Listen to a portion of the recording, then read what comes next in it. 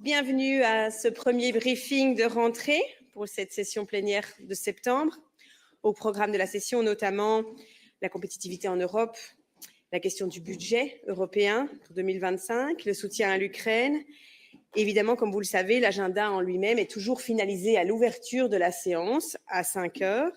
Il peut évoluer en fonction des événements et des développements politiques qui peuvent se dérouler depuis l'adoption de l'agenda préparé en amont par la conférence des présidents.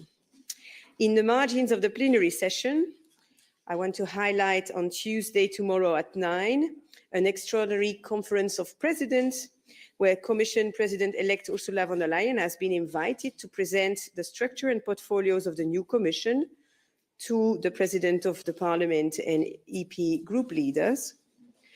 Regarding the confirmation hearings, I want to highlight that the Parliament is ready to start with the confirmation hearings process, and the timeline will be clearer once the EP will have received all the necessary elements and documentation, including CVs, declaration of interest, and mission letters from the Commission. And then, of course, the consultation of the Council with the names of the candidates. On the procedure, I can only recommend you to check our press toolkit available in the press room and online, and also the Annex 7 of the Rules of Procedure of the European Parliament that outline very clearly the different steps, roles, criteria for this important scrutiny exercise. And of course, technical briefings will be organized in due course when calendar is clearer. To go back to the plenary now, on Wednesday at 9, members plan to discuss the program of the Hungarian 6-month Council presidency with Prime Minister Orban. But of course, due to the extreme weather condition in Hungary and in the other parts of Europe, President Metsola spoke to Prime Minister Orban to convey the Parliament's starts ready to do what it needs to help all those impacted. President also understands the situation and agreed that she would liaise with the political groups so that the debate that was scheduled this week could be postponed to a later sitting. At the opening at 5, in agreement with the political groups, the President of the Parliament will mention that the agenda would be changed as follows. The debate with the rotating presidency would be replaced by a Commission statement on the devastating floods in Central and Eastern Europe, the loss of lives, and the EU preparedness to act in such disasters exacerbated by climate change. So this would now be the debate for Wednesday morning, again, if all is confirmed at the opening at 5. Autre point d'attention cette session, la présence et l'intervention de Mario Draghi, ancien président de la Banque centrale, ex-premier ministre italien. Il présentera en séance plénière mardi à 13h30 son projet de renforcement de la compétitivité en Europe. Un débat est ensuite prévu sur les conclusions de son rapport à partir de 14h en plénière. Affaires étrangères, brièvement pour mentionner tout d'abord que la guerre en Ukraine reste malheureusement un sujet important de l'actualité en cette rentrée et un débat avec la Commission qui sera représenté par M. Dombrovskis aura lieu mardi matin sur le soutien financier et militaire européen. Une résolution sera d'ailleurs mise aux voix jeudi dans laquelle les députés devraient exhorter les pays de l'Union européenne à continuer à apporter leur soutien militaire à Kiev. On Tuesday afternoon, MEPs will discuss the war in the Gaza Strip and the situation in the Middle East with Commissioner Lenarčič. It can be reminded that the Parliament has repeatedly called for an immediate and permanent ceasefire and the immediate and unconditional release of all hostages. In addition, members have voiced deep concern about the risk of conflict escalating, in particular in Lebanon. Venezuela as third topic for foreign affairs that I want to highlight. On Tuesday, end of afternoon, with the presidential candidate Edmundo González having fled the country, the plenary will discuss EU's response on the situation in Venezuela with the Commission. It's Commissioner Dalli that will be present and they will vote on a resolution on Thursday. Quelques sujets encore. Mercredi après-midi, les députés vont échanger avec la Commission et le Conseil sur le programme de permis hongrois qui prévoit désormais d'inclure les ressortissants russes et bélarusses. Sujet sur lequel les députés ont fait part de leurs préoccupations, entre autres pour les risques qu'ils pourraient faire porter à l'espace Schengen. La question du budget 2025, je l'ai mentionné au début, sera à l'agenda mercredi après-midi. Ce sera une position du Parlement discutée par rapport à la position du Conseil sur le budget européen qui, lui, prévoit des coupes dans le budget européen pour 2025. La position du Parlement, elle, sera discutée en octobre et les négociations avec le Conseil devraient débuter en novembre. Energy Union will also be debated on Tuesday afternoon after the competitiveness debate. It will be an exchange with Commissioner Simpson on the state of the energy market. À noter encore pour cet après-midi la question du futur de l'agriculture. Et puis un débat demain matin, fin de matinée, avec la commissaire Vestager, qui résonne avec l'actualité sur les plateformes des médias sociaux, le renforcement du rôle sur l'acte sur les services digitaux, la protection de la démocratie et de la liberté en ligne. Voilà, j'arrête ici. Peut-être des compléments, Neil, des conférences de presse ou autres éléments importants. Thank you, Delphine. Yes, just 3 additional elements from my side on what's going on the margins of the plenary this week. Firstly, tonight, the Economic and Monetary Affairs Committee will be meeting at 7 p.m. To discuss the recovery and resilience dialogue with Executive Vice President Dombrovskis and Commissioner Gentiloni. That's in room N1.3, just above us.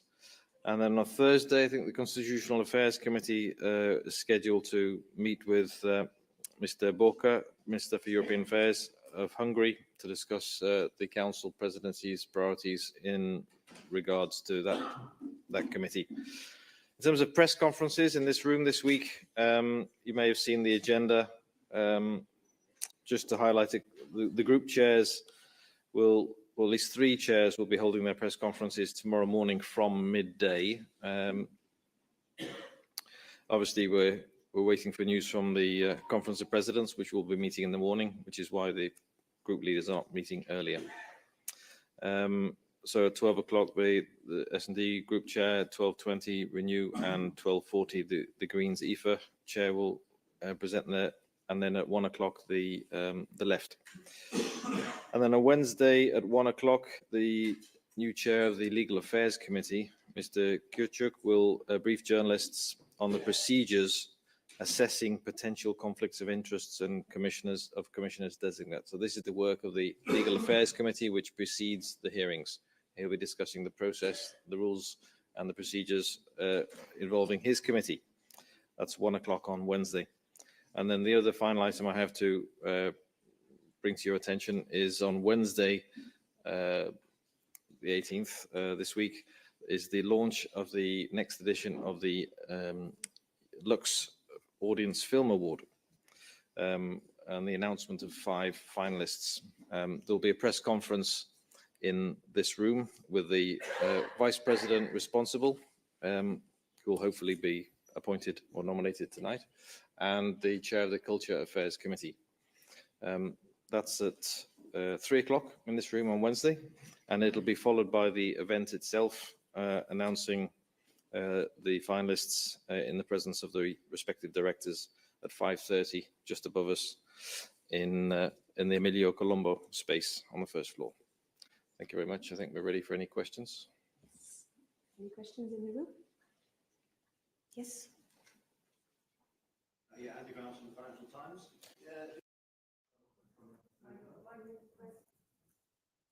Right, yeah. Been a long while, 3 months since I was here. So if Prime Minister Orban wished to come in October, are there already other VIP? I know you have one VIP every session, so are they already booked, or is there a possibility that you'll come to one of the sessions in October? Thanks. Decide now. Well, as I said, President Metsola is in contact with the rotating presidency, the Hungarian presidency, and they will see how to place it on the agenda. I don't have a timetable now. Presentation of the priorities of the plenaries is a traditional feature in plenary, so it would fit a debate at a slot that will be decided by the political groups, but it is a regular element that comes on the program, not the same as solemn speeches or other features. Yes? Jarno Hartikainen, Helsingin Sanomat. As it appears, there are slight problems with coming up with the portfolios of the new Commission. What are the expectations or requests from the Parliament side regarding the meeting with von der Leyen and the leaders of the groups.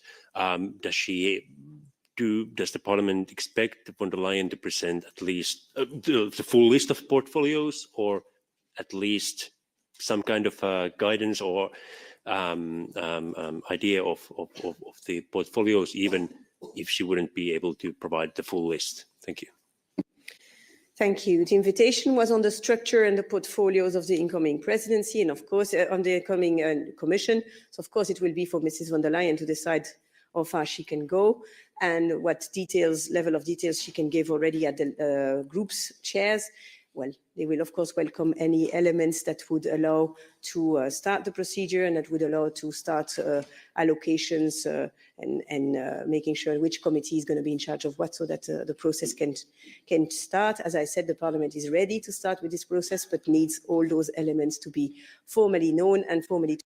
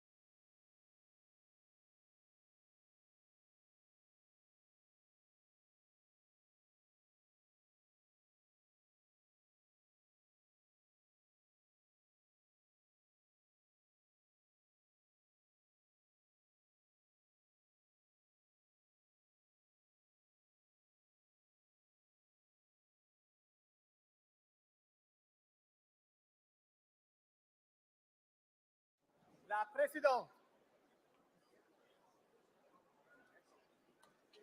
Good afternoon, dear colleagues. Could I please ask you to take your seats?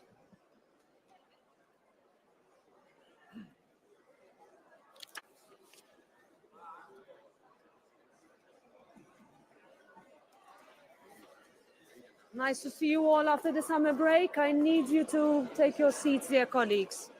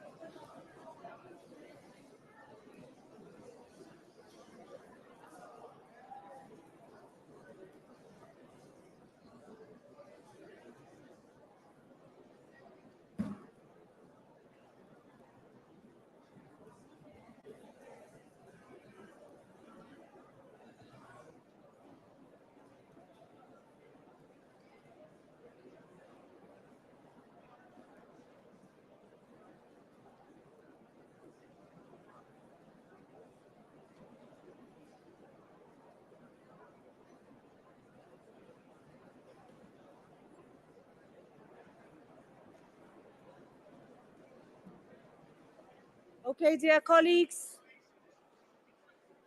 can I ask you please to take your seats so that we start this plenary session?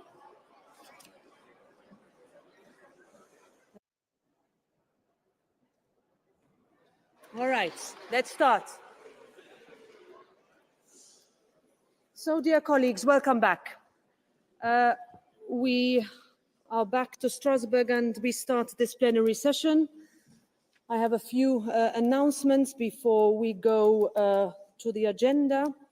So over the last days, we have witnessed the consequences of extreme weather and flooding in Poland, Hungary, Austria, Romania, the Czech Republic, Slovakia, and Germany, which have been devastating, as are the brutal impacts of major wildfires in Portugal. We have seen stories of heartache and loss, of courage under pressure, of survival and hardship.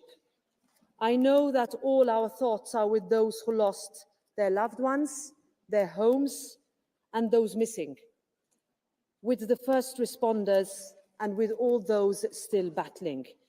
This is a moment for European solidarity, of coming together to play our respective parts however we can. In the worst of times, our people need to see the best of Europe. And on behalf of the European Parliament, let me underline that we will continue to do whatever is necessary to help. The leaders of the political groups have just agreed to hold a debate in this chamber on Wednesday in order to assess the European Union's readiness to provide immediate crucial assistance, to provide such assistance to the countries and the regions affected by these catastrophic incidents. When people look to the European Union, they will find us ready. Dear colleagues, today also marks 2 years since the brutal murder of 22-year-old Mahsa Amini in Iran, a date which will forever live in infamy. Let me reiterate now that the European Parliament proudly stands with those brave, defiant women and men who continue to fight for equality, for dignity, and for freedom in Iran. We continue to stand with those who risk their lives, even from prison, to keep the women, life, freedom movement alive. Today we honor the legacy of Mahsa Amini, our 2023 Sakharov Prize winner, and all those who paid the price for liberty. The European Parliament remembers here today and always.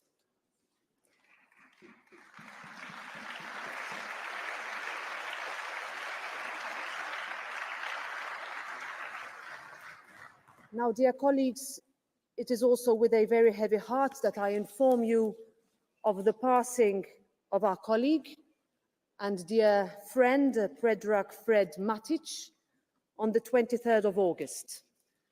Fred was a champion of social justice, of human rights and equality, whether it was fighting for women's rights, veterans' rights, or access to healthcare. He did not only influence policies, he changed lives. Everyone who worked with him knew how passionate he was about the power of Europe to make a difference, how deeply he believed in politics as a force for good, and the infectious nature of his enthusiasm. As a war hero, a member of the parliament, a former minister, he was driven by a strong sense of duty and unwavering in his commitment to build a better Europe. His legacy will endure in all of us who had the honor of working with him. Our thoughts are with his family, the Croatian delegation and the S&D group in this House. Please join me for a moment of silence to honor the memory of Mr. Matic.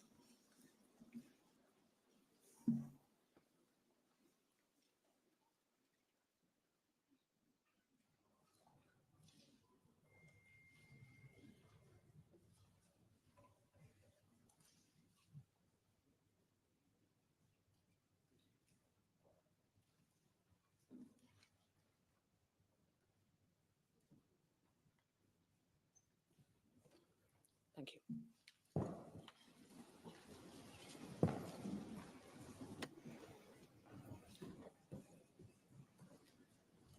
So now the session adjourned on the 19th of July is reopened. We have a number of points of order. I will come to them. The minutes and the texts adopted of the sitting of the 18th and 19th July are available. Are there any comments?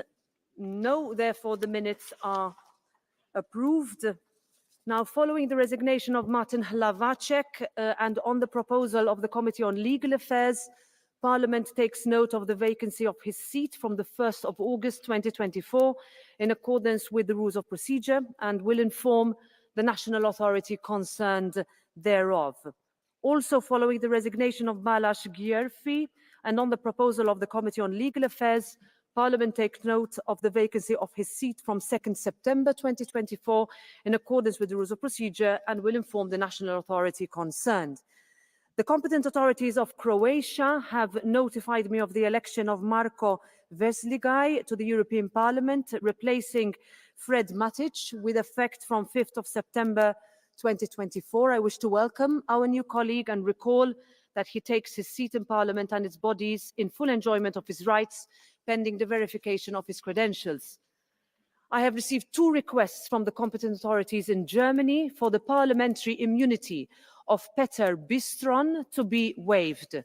I have received requests from the competent authorities in Poland for the parliamentary immunity of Adam Bielan, Michał Dworczyk, Mariusz Kamiński and Maciek Wasik to be waived. I have also received a request from the competent authorities in Hungary for the parliamentary immunity of Klara Dobrev to be waived. These requests are referred to the Committee on Legal Affairs. The EPP, SD, Patriots, ECR and Greens groups have notified me of decisions relating to changes to appointments within committees. These decisions will be set out in the minutes of today's sitting and take effect on the date of this announcement. The IMCO committee has decided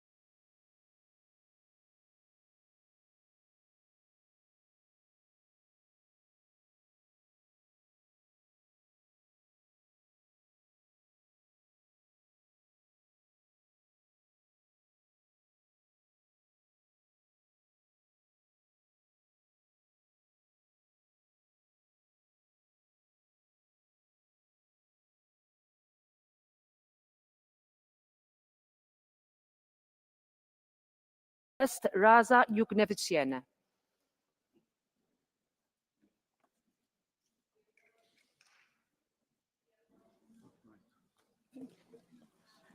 All right. Okay. Dear colleagues, 85 years ago, Ribbentrop-Molotov Pact was signed and Nazi Germany and the communist USSR agreed to divide Europe. They both started the bloodiest World War II. Unfortunately, this is not yet history. Russia's war of aggression today is a direct continuation of the war 85 years ago. Germany has passed the test of history. The crimes of Nazis have been condemned and evaluated. And that is why today we have a project of peace, the European Union. However, the crimes of communism have not received international condemnation. And so we see a resurrection of totalitarianism, Putinism, which is like two in one, Hitler and Stalin. Russia uses historical disinformation as a weapon against Ukraine and us against Europe. Let us not be fooled. This war is not just a conflict in the margins of Eastern Europe. It is an existential war for Europe that must end with the full defeat of Putinism, just as it ended for Nazism nearly 80 years ago. This would not only protect Europe, but also bring a possibility of change to Russia. I am grateful to all who understand this, and especially to Ukraine, which has stood up to defend all of Europe. Don't forget our history. It's our future. Thank you very much.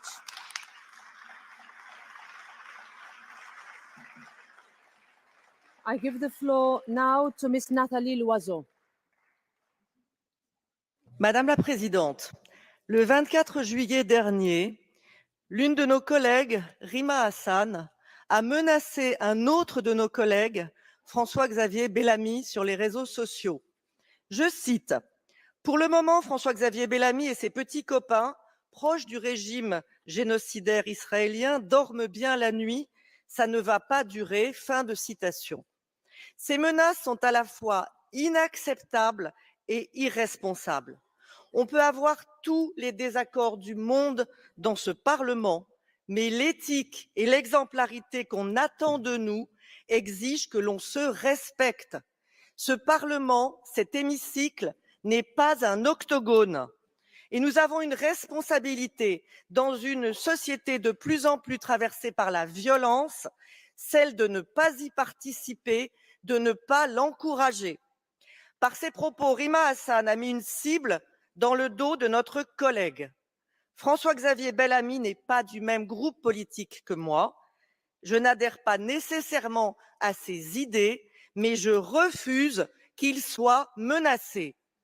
Madame la Présidente, je vous enjoins de sanctionner sans tarder et sans trembler Rima Hassan et ainsi de dissuader quiconque dans ce Parlement de suivre son piteux exemple.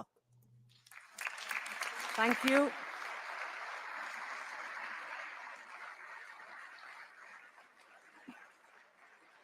Thank you. Yes, Madame Loiseau, I will look into that. Now it's Asita Kanko. Many of you are lifting your hands. I will give the floor in the order.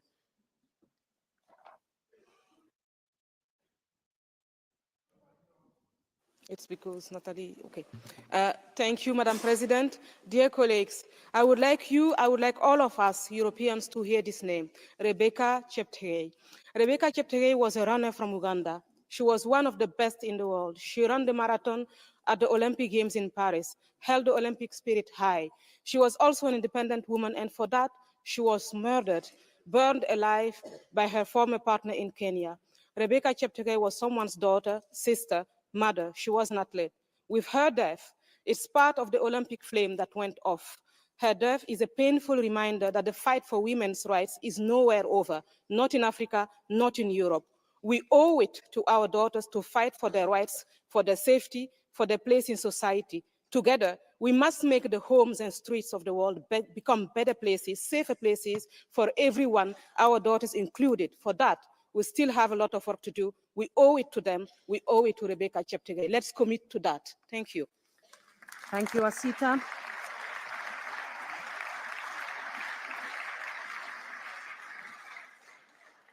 Ana Miguel Pedro.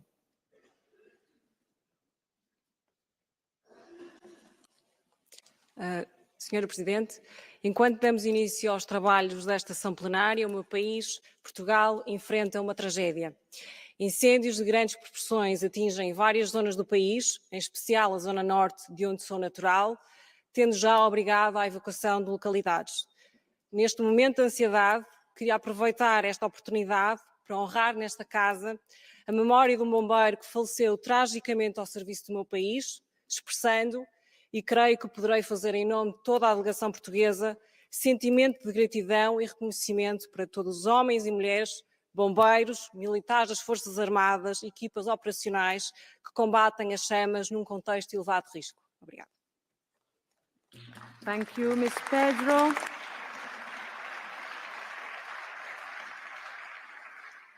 Ana Miranda.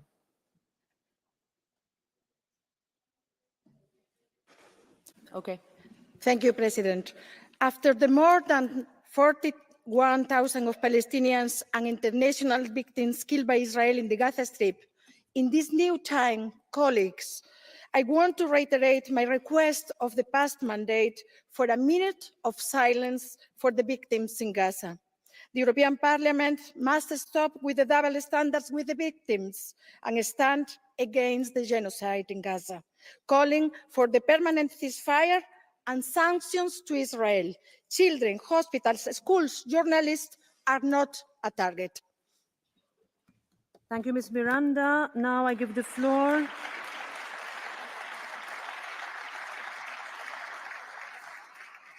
Now I give the floor to Andrzej Halicki.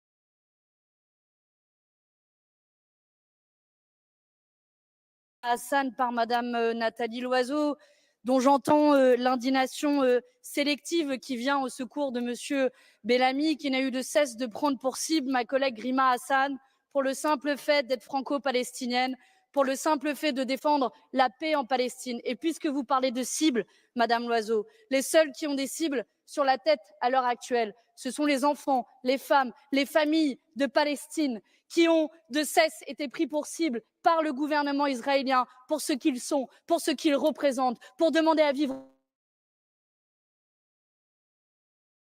avec singularité de cet hémicycle que jamais notre voix, jamais vous n'arriverez de notre groupe pour porter la voix de la paix, de la Palestine, mais aussi de l'Ukraine ici dans cet hémicycle. Je vous remercie. Now Lydia Pereira.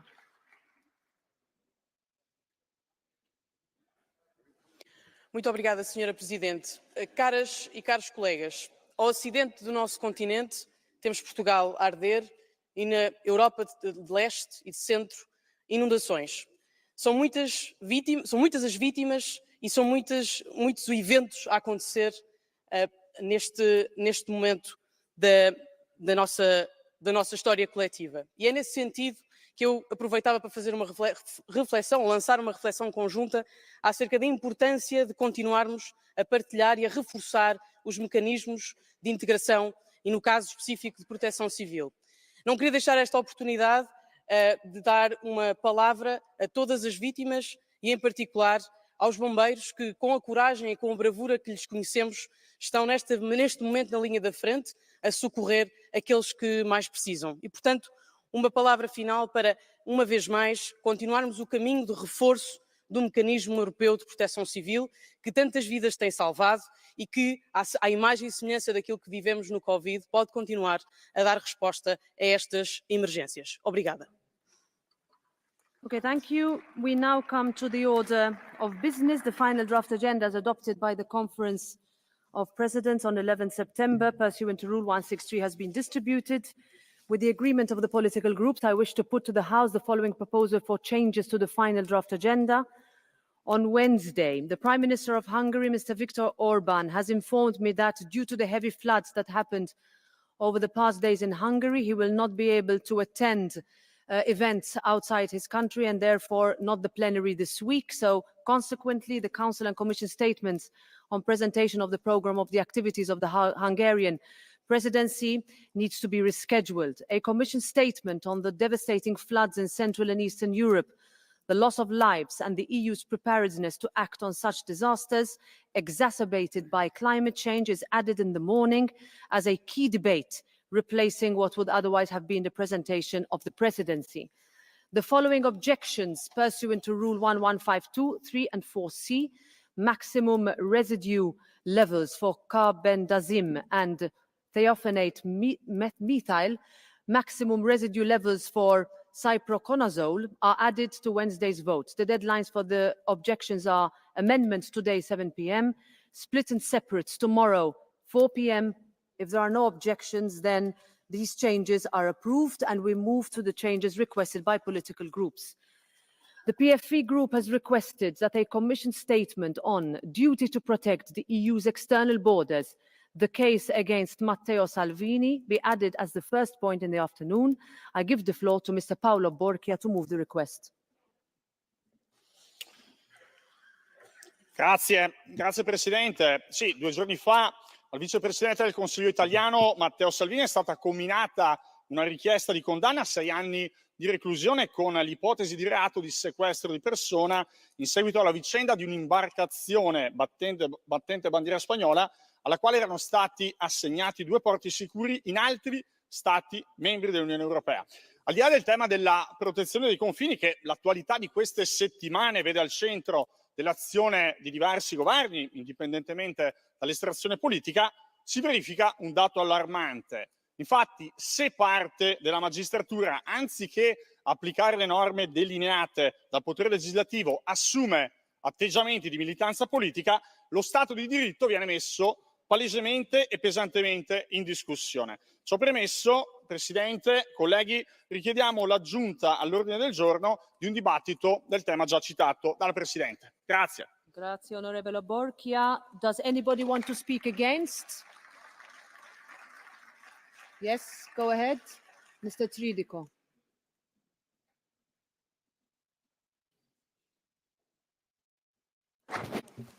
Signora Presidente, onorevoli colleghi, abbiamo scoperto in Italia nei giorni scorsi che anche i politici sono e devono rispettare il diritto umanitario e il diritto e il rispetto delle leggi. Ciò che ha fatto l'onorevole Salvini quando era nella posizione di vice ministro in Italia, ministro dei trasporti, era oltre la legge e soprattutto oltre il diritto umanitario. Ha sequestrato uomini, donne, bambini, lasciandoli nella disperazione, nelle malattie, nella disperazione più totale in mezzo al mare. Questo non è comportamento corretto e bisogna rispettare il diritto umanitario, salvare gli uomini, le donne e i bambini nel mare prima di tutto. Grazie. Okay, now I put the request, please. I put the request to the vote by roll call. Vote is open.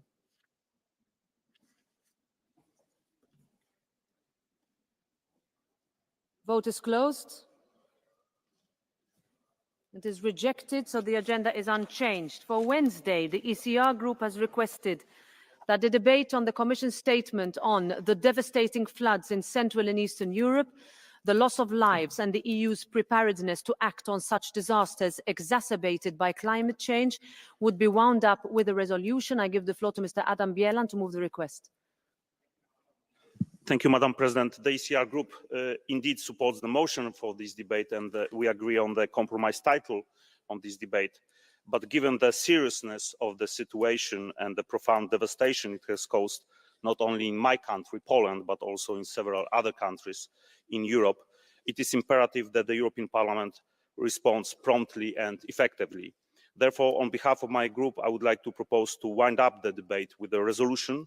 It is essential that we send a strong message of solidarity and unity in the face of these difficult times.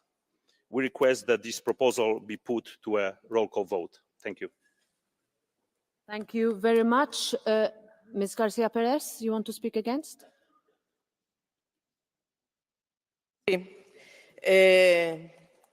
Desde el Grupo de Socialistas y Demócratas hemos sido los impulsores de esta propuesta de debate sobre las inundaciones ocurridas en Europa Central y queremos, por supuesto, en primer lugar, mostrar toda nuestra solidaridad con los familiares de las víctimas. Evidentemente es necesario, es importante, es fundamental que este Parlamento se pronuncie al respecto, pero no solo mostrando ese ejercicio de solidaridad y de apoyo a las víctimas, sino también planteando todas aquellas medidas necesarias para movilizar los fondos del Fondo de Solidaridad en estos territorios y además también hacer una reflexión sobre lo que tiene que ver con las consecuencias del cambio climático y lo que está ocurriendo en estos países. Por lo tanto, nosotros estamos de acuerdo al título común al que hemos llegado y apoyaríamos la resolución al respecto.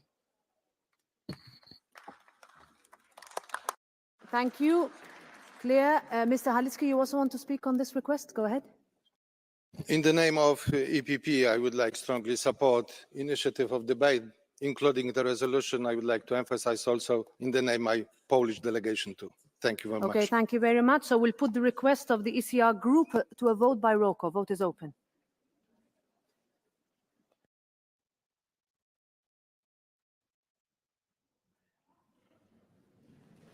Vote is closed. And it is adopted. So I'll give you the deadlines for the motion for resolution tomorrow, 7 p.m. Amendments to the motion for resolutions and joint motions for resolutions Wednesday at 1 p.m. Amendments to joint motions Wednesday at 2 p.m. Splits and separates Wednesday at 7. That's it. Therefore, the agenda is adopted. Order of business is thus established. Have a good afternoon.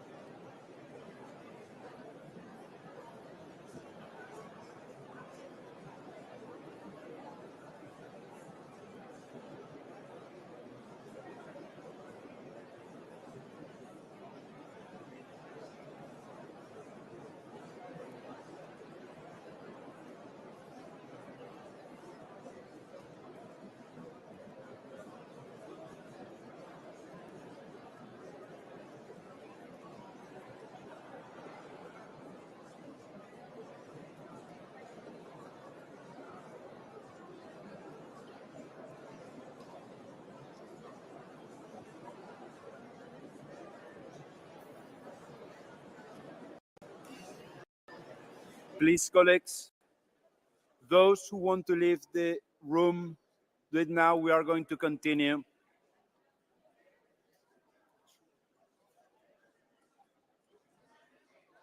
Thank you very much for leaving the room.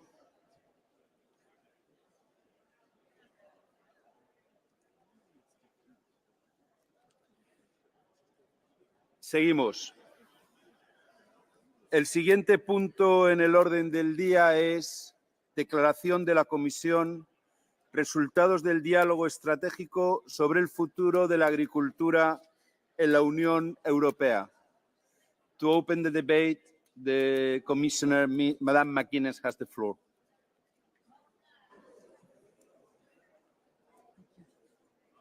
Thank you very much, Vice President. It's a pleasure to be here, and I think it's significant that this opening debate is about agriculture, food and the environment. And I can do no better than link my opening remarks to the debate in the opening of the session, where many of you commented on natural disasters, the horrors that are happening in many member states with floods, the loss of life, the devastation, the impacts on farmland and on farm families. I also want to acknowledge the horrors of fires raging in member states. So this is a key debate, in my view, because it addresses the fundamental challenge of climate change.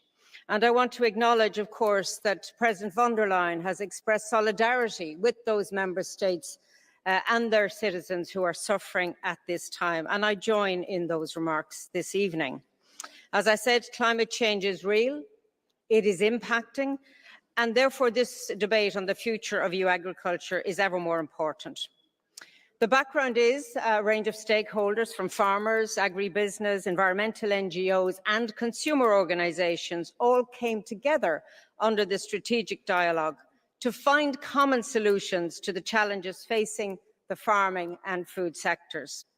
Against the odds, perhaps, they were able to find and agree unanimously on recommendations, as I say, supported by all of the participants. And they came from very different positions, and yet they succeeded in reaching unanimous agreement on a shared vision for the future of food and farming in Europe. Against a background of polarised views, division and protest, the participants in the dialogue showed that it is possible to find common ground, to overcome polarisation, to create trust and build bridges. And this in itself is a major achievement. It demonstrates the importance of the strategic dialogue process and the commitment of the participants. And as we face into the challenges ahead, we should keep this spirit alive. And we invite all stakeholders and EU institutions to continue working together. The Commission is now analysing the report's recommendations carefully, and those recommendations are backed by a broad consensus and therefore deserve to be given full and careful consideration.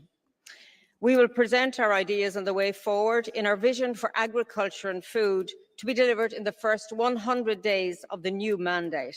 So what I want to do tonight is to share some preliminary considerations of the report. So firstly, the dialogue is clear that farmers should have fair and sufficient incomes, and that we need a common agriculture policy that is targeted and fit for purpose.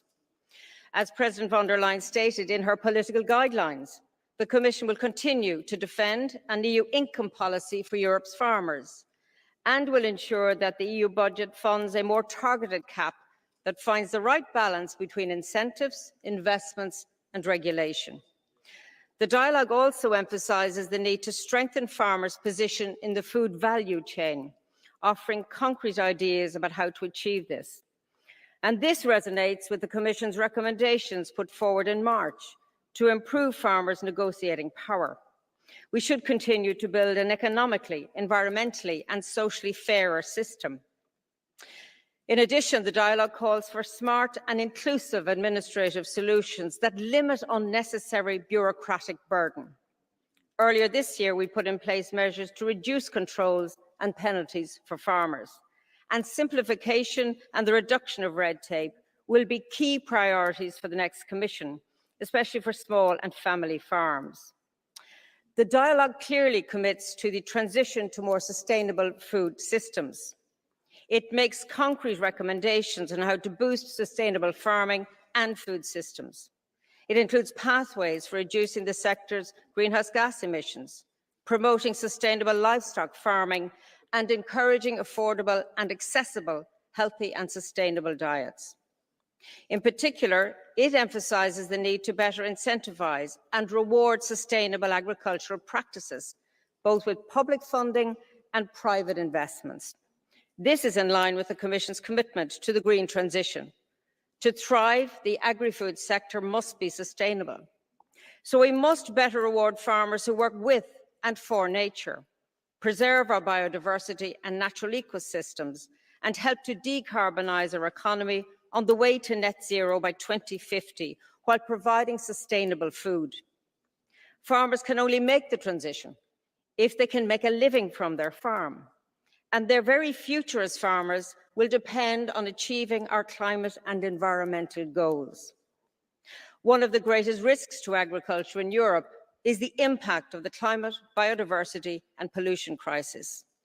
I've mentioned floods and droughts and fires. We have the risk of animal diseases and plant diseases in addition. It's therefore encouraging that the dialogue calls for more action to help farmers working hand in hand with nature. The report recommends the use of innovative plant breeding approaches and more effective tools for risk and crisis management. It also calls for the promotion of water-resilient agriculture, which resonates with our commitment to strengthen Europe's water security. We need to support farmers in becoming more skilled, resilient and prepared. Our European agriculture and food sector is very diverse, and that's its strength. The dialogue emphasises the need to preserve this diversity and build a sector that protects and attracts workers and invigorates rural communities. It also calls for more action to support young farmers and boost generational renewal. We welcome that the dialogue members explicitly support the Commission's long-term vision for rural areas, and we will continue working on its implementation. And it stresses the need to address gender inequalities and improve diversity in the sector, in line with our commitment on gender equality, on which we will strengthen our work. The dialogue also clearly stresses the vital importance of knowledge, research, innovation and technologies, as well as the practical skills and capacities to turn them into practice. And the Commission shares this assessment. We must seize the opportunities offered by new knowledge and farming methods, as well as advanced technologies to build a more competitive, resilient and sustainable agriculture and food systems. We will foster investment and innovation on farms and in cooperatives, agri-businesses and in SMEs in the sector. Lastly, the dialogue expresses a clear wish to continue the close cooperation that this process has generated. And we welcome the recommendation to set up a high-level stakeholder platform for the food chain. And indeed, we're looking at how best to put this in place as soon as possible. And I would say that cooperation with this Parliament will continue to be critical. Professor Schroeder met with ComAgri in January, and I know he also had informal discussions with many of you. And we look forward to continuing in this spirit of close cooperation. When the dialogue started, there were some who said it would not achieve its objectives.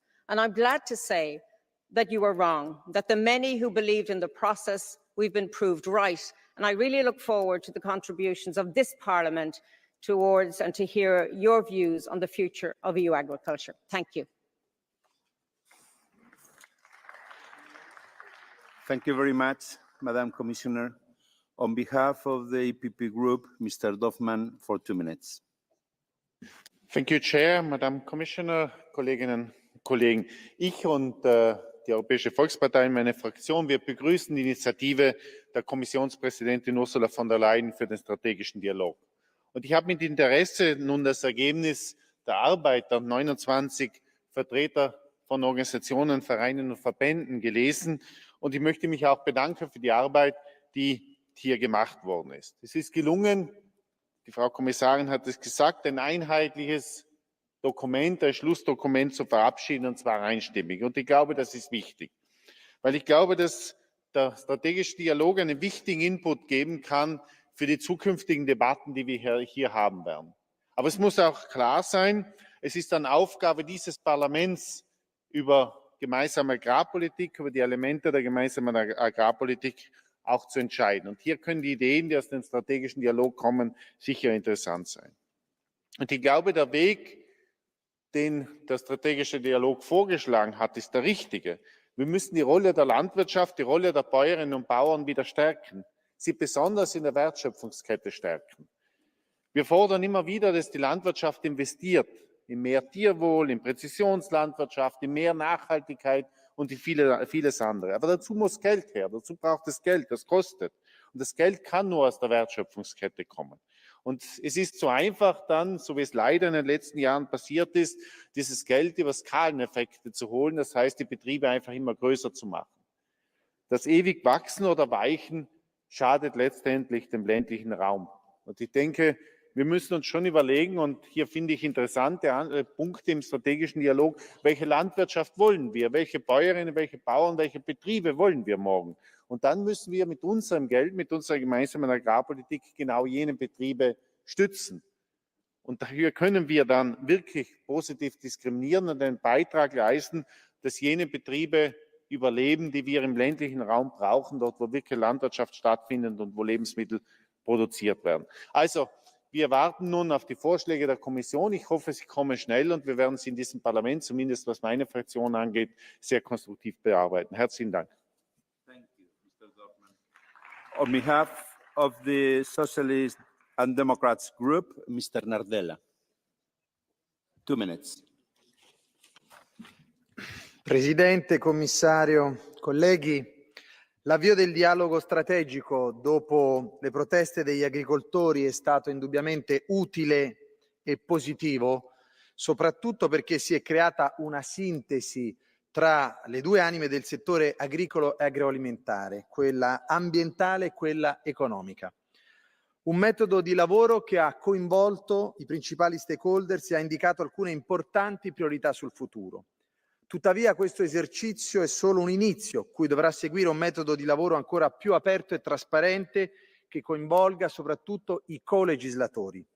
È positivo il riconoscimento del settore agricolo come centrale e strategico per il futuro dell'Europa, così come la volontà di creare un fondo specifico al di fuori del budget della PAC che sostenga la transizione ecologica, i cui investimenti non possono gravare su chi è piccolo e non ha strumenti. È fondamentale evitare l'aumento dei costi legati all'ambizione ambientale dell'Unione Europea, preservando la competitività agricola. Un sistema standardizzato di benchmark della sostenibilità, come proposto dal dialogo, deve tenere conto però che l'agricoltura europea è altamente differenziata e tale sistema potrebbe essere difficile da applicare in modo omogeneo a livello europeo. È positivo il focus sull'importanza del ricambio generazionale con la creazione di nuove imprese agricole gestite da giovani, così come è necessario investire su qualità e sicurezza del lavoro e valorizzare le aree rurali per rendere il settore agricolo più attrattivo con una maggiore sinergia tra le risorse della PAC e le politiche di coesione. Non dimentichiamo l'importanza della sicurezza alimentare e il ruolo dell'innovazione, inclusa quella genetica utile a ridurre il ricorso alla chimica, combattendo malattie ed effetti negativi del cambiamento climatico. I nostri agricoltori chiedono attenzione, coraggio e impegno. La migliore difesa è l'attacco e per questo occorrono più risorse e più competitività.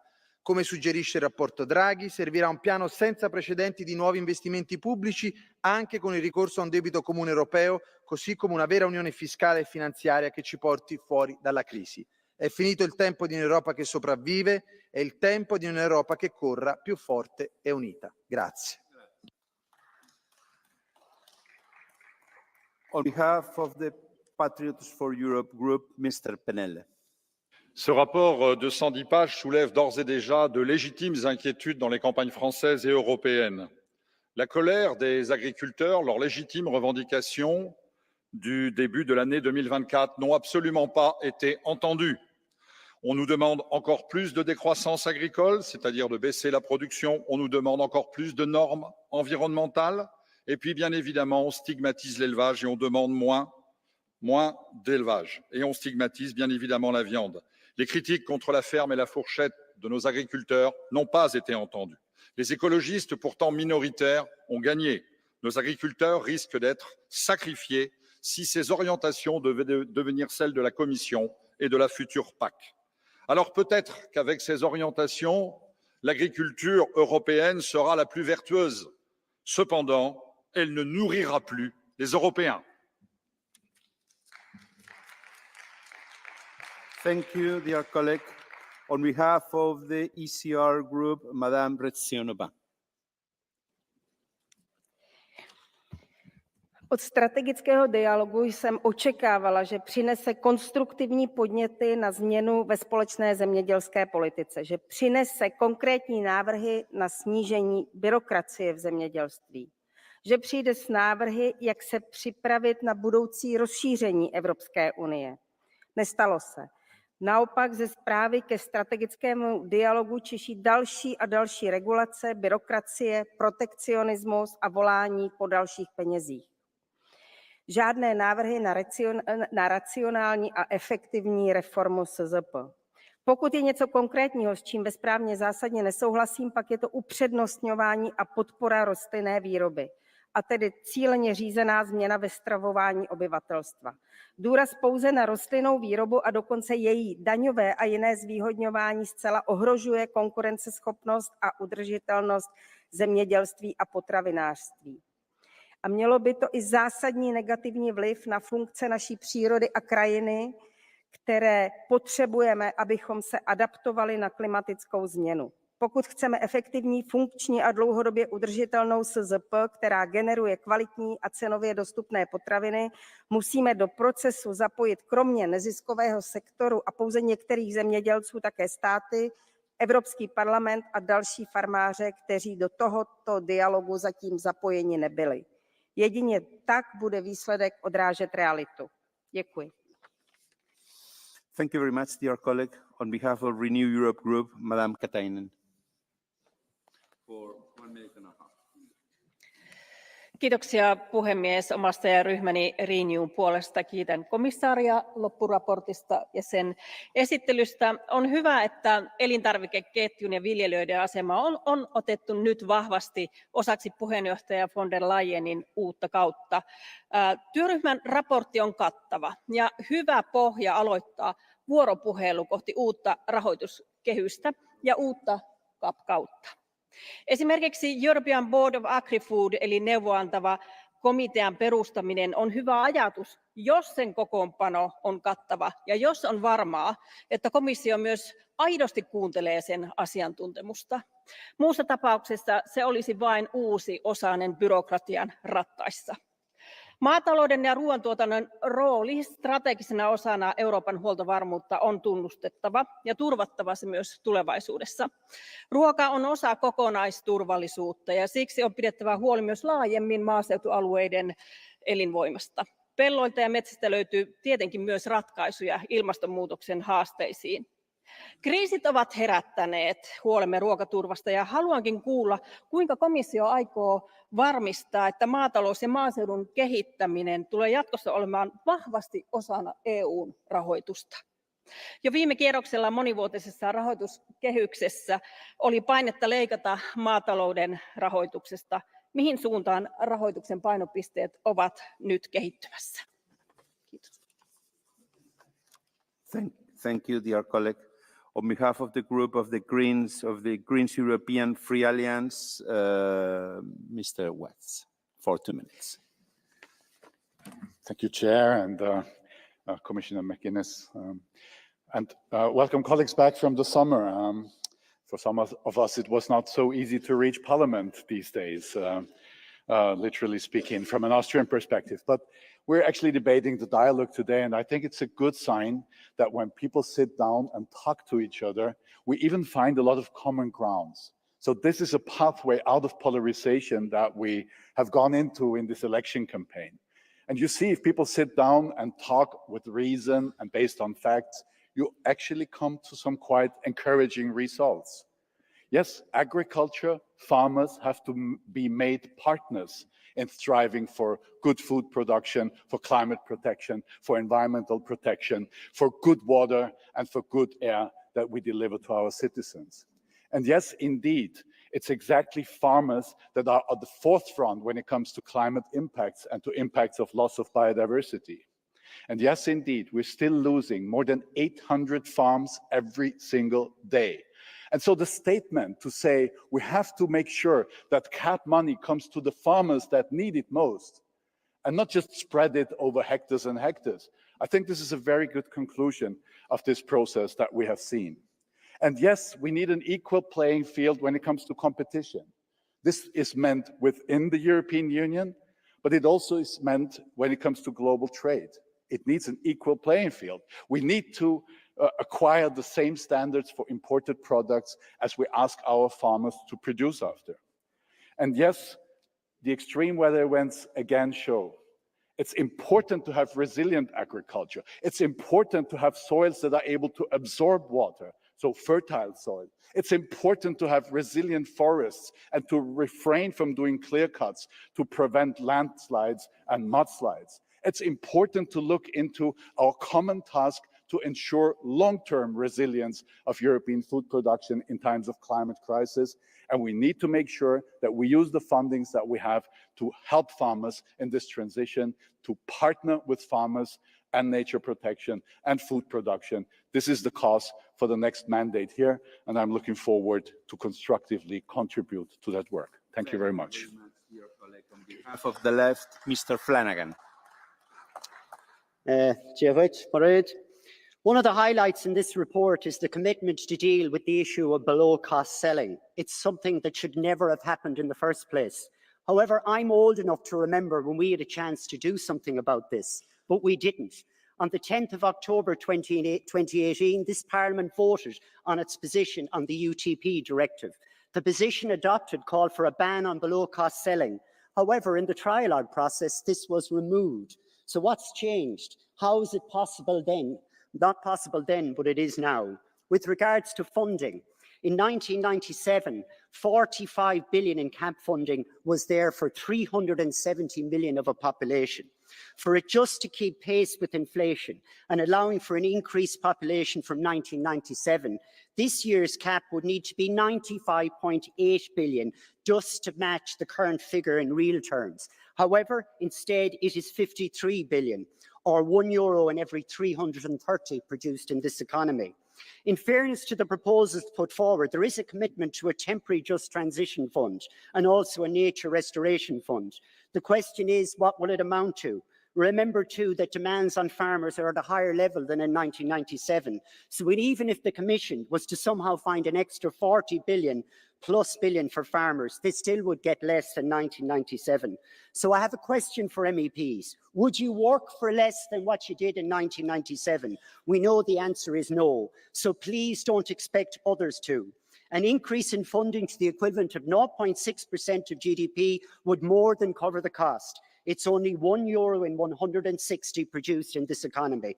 How can we afford not to do this? Watch the news. Look at the mayhem we're facing. Thank you. Thank you, Mr. Flanagan. And now, on behalf of the group Europe of Sovereign Nations, Madame Sajewska-Ernik. Dzień dobry Państwu, dziękuję bardzo za głos. Szanowni Państwo, europejscy rolnicy przez ostatnie lata są przedstawiani przez Komisję Europejską jako problem. Działania i wypowiedzi Komisji Europejskiej wskazują na to, że to rolnicy są najbardziej niechcianą grupą społeczną wewnątrz Unii i omawiany dialog nie zmieni tego wrażenia wyrobionego przez ostatnie kilka lat. W ciągu dekady w Europie przestało istnieć 3 miliony gospodarstw rolnych. Średni wiek rolnika to 57 lat i mimo to Komisja Europejska realizuje politykę radykalnego zwiększenia kosztów produkcji rolnej wewnątrz Unii Europejskiej, jednocześnie ułatwiając import produktów rolnych z państw trzecich. Według niektórych analiz wartość importu produktów rolnych do Unii wzrośnie o 3, a nawet 4 miliardy euro w ciągu najbliższych 8 lat. I szanowna Pani, rolnictwo to nie jest równość płci. Rolnictwo to bezpieczeństwo żywnościowe Europejczyków. Rolnictwo to konkurencyjna produkcja i proszę nie sprowadzać tej strategicznej gałęzi europejskiej gospodarki do roli absurdu. Mam kilka pytań, choć nie spodziewam się odpowiedzi, sądząc po tak niskim zainteresowaniu ze strony państwa i pań europosłów. Dlaczego Komisja Europejska buduje wizerunek europejskiego rolnictwa jako problemu dla Unii Europejskiej? Dlaczego Komisja Europejska chce zniszczyć bezpieczeństwo żywnościowe Europejczyków? Co Komisja Europejska chce osiągnąć poprzez podwyższanie kosztów produkcji żywności w Europie i ułatwianiu importu żywności spoza Unii? I jak ograniczanie europejskiej produkcji i liberalizacja importu z Ukrainy i państw Mercosur do Unii ma się do promowania krótkich łańcuchów dostaw żywności? Europejski Zielony Ład powinien zostać wyrzucony do kosza.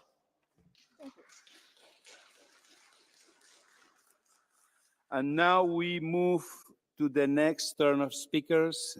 In first place, Mr. Linz. You have 1 minute and a half.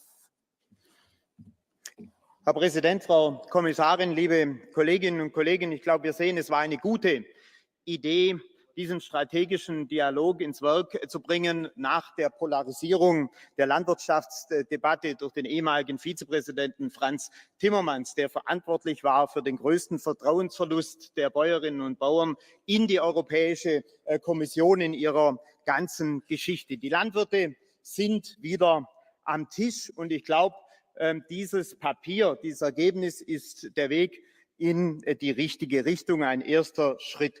Wenn wir sehen, dass darin auch verankert ist, Anreize statt Verbote und Auflagen. Wir reden nicht mehr über pauschale Reduzierungsziele. Es ist ganz klar, es ist anerkannt worden, dass sozioökonomische Gründe da sind für GAP-Zahlungen. Also, dass wir schauen müssen, dass wir sie noch besser fokussieren müssen und dass sie noch besser und richtiger verteilt werden. Aber es gibt eben Gründe, um zum Beispiel den Strukturwandel zu begleiten und ihm bestenfalls auch abzumildern. Fragwürdig bleibt für mich, wenn da pauschal drin steht, wir müssen Ökoregelungen ständig steigern. Man sieht es am diesjährigen Ernteergebnis, wo wir zum Beispiel in meinem Land zum ersten Mal weniger als 6 Millionen Hektar Getreide gepflanzt und gesät hatten. Auch das ist eine Auswirkung natürlich schon bisheriger Entscheidungen. Wir müssen Junglandwirte besser fördern. Der Anpassung an den Klimawandel kostet viel Geld. Dazu brauchen wir ein ausreichendes GAP-Budget. Ich glaube, da hat der strategische Dialog bessere Ansätze als der Draghi-Bericht, der nur wieder davon spricht, dass da die Landwirtschaft zu viel bekommt in Europa. Also wir sind auf dem richtigen Weg und wir haben es in der Hand, jetzt eine gute, eine bessere Politik zu machen wie in der vergangenen Periode. Herzlichen Dank. Thank you, Mr. Linz. Mr. Linz, there's a blue card. Do you accept it? Mr. Coles.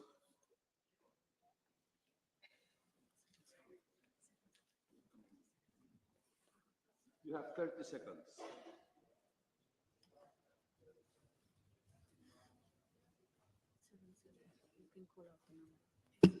Yeah? Okay, thank you. Thank you, Chair. Yes, I would like to pose a question based also on the international trade and agriculture. Obviously, it's an ambition, it's a strategy that is with the industry altogether, with the sector. How do you see the relationships being exercised by EU with the UK, with the new Labour government as well, when it comes to food in particular?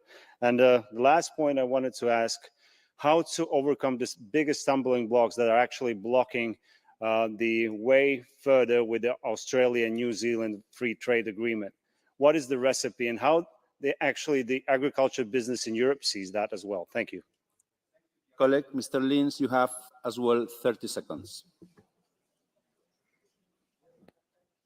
Also wenn ich die Frage richtig verstanden habe, ging es um den internationalen Handel und die Rolle der Landwirtschaft darin. Ich glaube, unser Bestreben muss es sein, in zukünftigen Handelsabkommen auch das Thema Nachhaltigkeit zu verankern, also dass Standards, die bei uns selbstverständlich sind, die wir uns gegeben haben, dass das dann auch gilt für Importe aus anderen Teilen der Welt. Ich glaube, das ist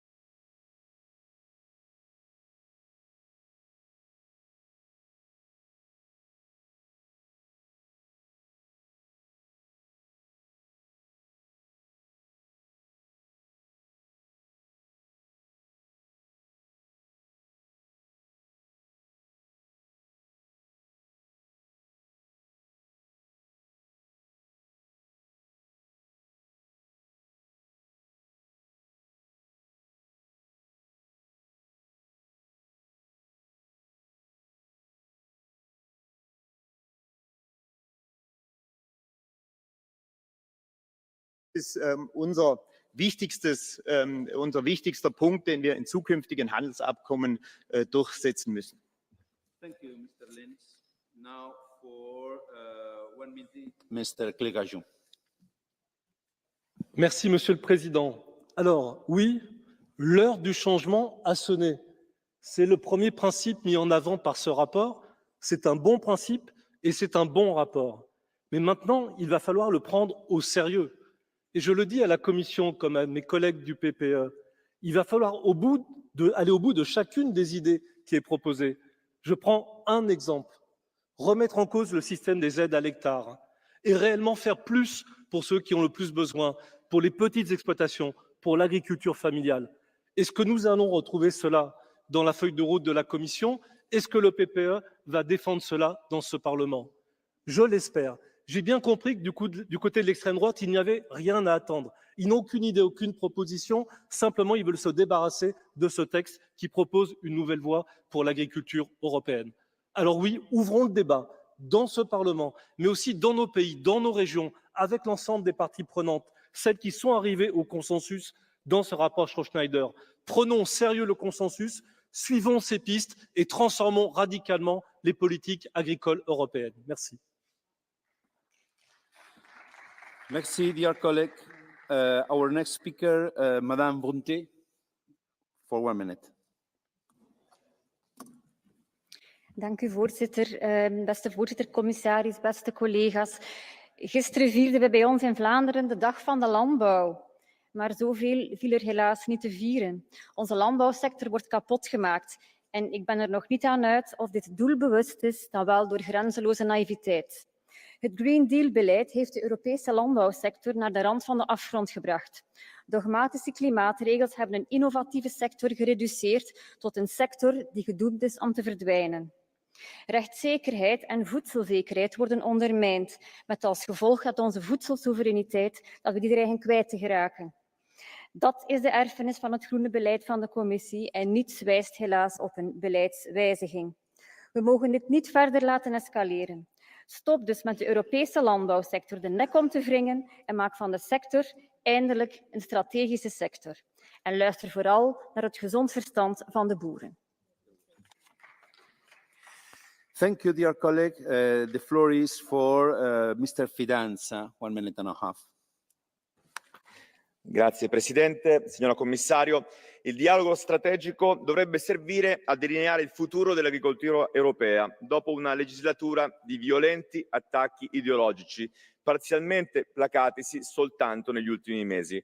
Ma se da un lato il documento finale pone la giusta attenzione alla necessità di tutelare il reddito degli agricoltori attraverso una giusta remunerazione e una più equa distribuzione del valore, dall'altro è come se ci fosse ancora una sorta di pilota automatico ultraecologista inserito, come se gli agricoltori non avessero espresso con forza il loro malessere, come se i cittadini europei non avessero votato lo scorso giugno per fermare questa deriva ideologica. A questo si devono la sostanziale continuità con la strategia Farm to Fork, una sorta di Bibbia laica del salutismo green, il richiamo ossessivo alle proteine vegetali a scapito di quelle animali, la proposta di rafforzare quella legge sul ripristino della natura che il Consiglio ha approvato come primo atto dopo le elezioni europee, smentendo clamorosamente l'impegno a non varare più norme penalizzanti per la competitività del settore.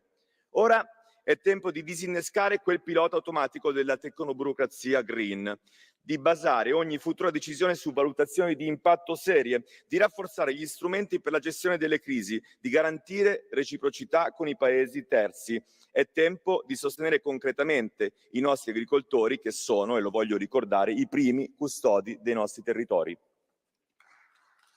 Grazie, Mr. Fidanza. For 1 minute has the floor Madame Singh. Vielen Dank, Herr Vizepräsident. Der strategische Dialog zur Zukunft der Landwirtschaft ist ein erster Schritt in Richtung Aufbrechen der verfahrenen Diskussionen und längst überfällig.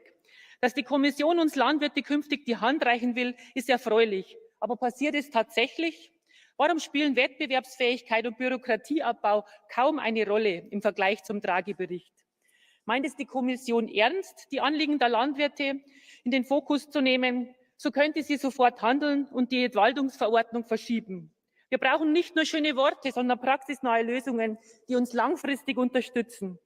Die Weiterentwicklung der gemeinsamen Agrarpolitik nach 2027 muss ganz oben auf der Agenda stehen. Die Zukunftsfähigkeit und Vielfalt unserer landwirtschaftlichen Betriebe ist nicht verhandelbar. Mehr Leistung muss auch mehr Mittel bedeuten, aus öffentlicher Hand. In den Budgetverhandlungen für den nächsten Finanzrahmen darf die Landwirtschaft keinesfalls vernachlässigt werden.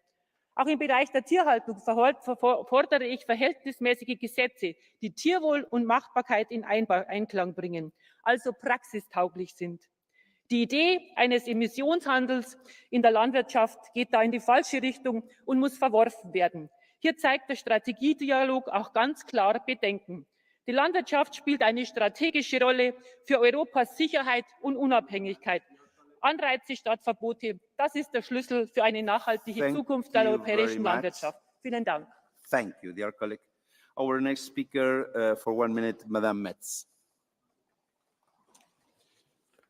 President, dear Commissioner, die Art und Weise, wie wir landwirtschaften und essen, muss sich drastisch ändern.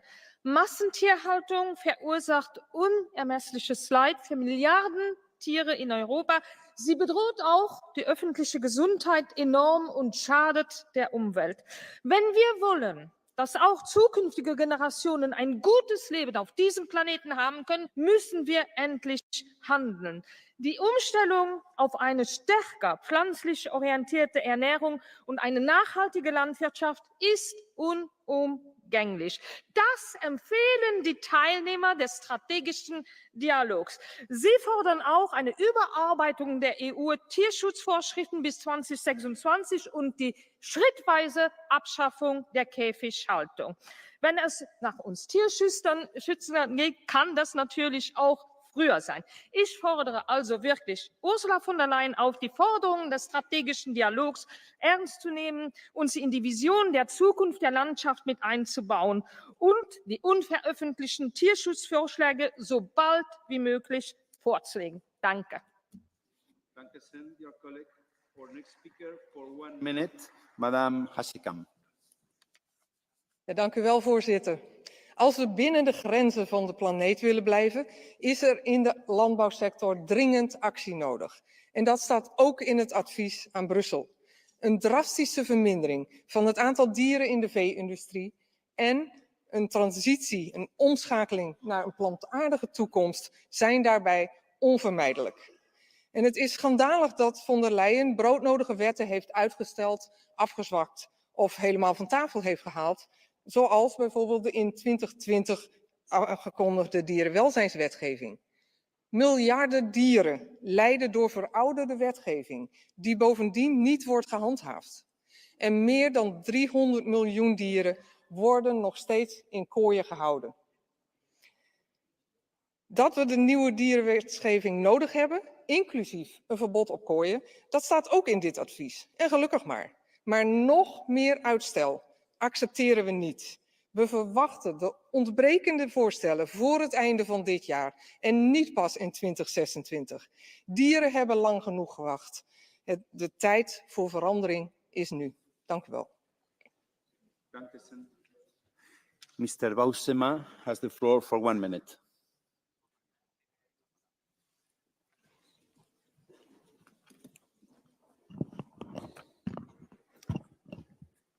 Ja, sehr geehrter Herr Präsident, meine sehr verehrten Damen und Herren! Als in Brüssel und in vielen Staaten der Europäischen Union Anfang des Jahres tausende Landwirte lautstark für ihre Rechte demonstriert haben, da war ein politischer Wandel zum Greifen nah. Weg vom gescheiterten Green Deal, weg von der Wettbewerbsverzerrung durch billige Getreideimporte, weg von belastender Bürokratie. Hin stattdessen zu einer Landwirtschaft, die zig Millionen Menschen in ganz Europa, in der EU nachhaltig mit gesundem Fleisch, Obst und Gemüse versorgen kann. Hin zu einer Landwirtschaft, die langfristig mit einer soliden finanziellen Unterstützung rechnen kann. Aber dann kam die Europawahl und dann kam die Frau, die heute mit Abwesenheit glänzt. Denn Frau von der Leyen hat, um ihre Wiederwahl zu sichern, ihren Pakt mit dem grünen Teufel zu Lasten der Landwirtschaft erneuert. Sie setzt sich lieber mit grünen Fleischhassern und Klimahysterikern an einen Tisch, als mit konservativen Verteidigern unserer europäischen Kultur. Und zu dieser Kultur, meine sehr verehrten Damen und Herren, da zählen ganz besonders die Landwirte, die selbst am besten wissen, wie sie ihre Tiere halten und wie sie ihre Böden bewirtschaften. Jeder Versuch, unseren Landwirten mit immer neuen Vorschriften das Leben schwer zu machen, wird auf der Straße und hier im Parlament schwere Konsequenzen haben. Vielen Dank. Mr. Lazarus.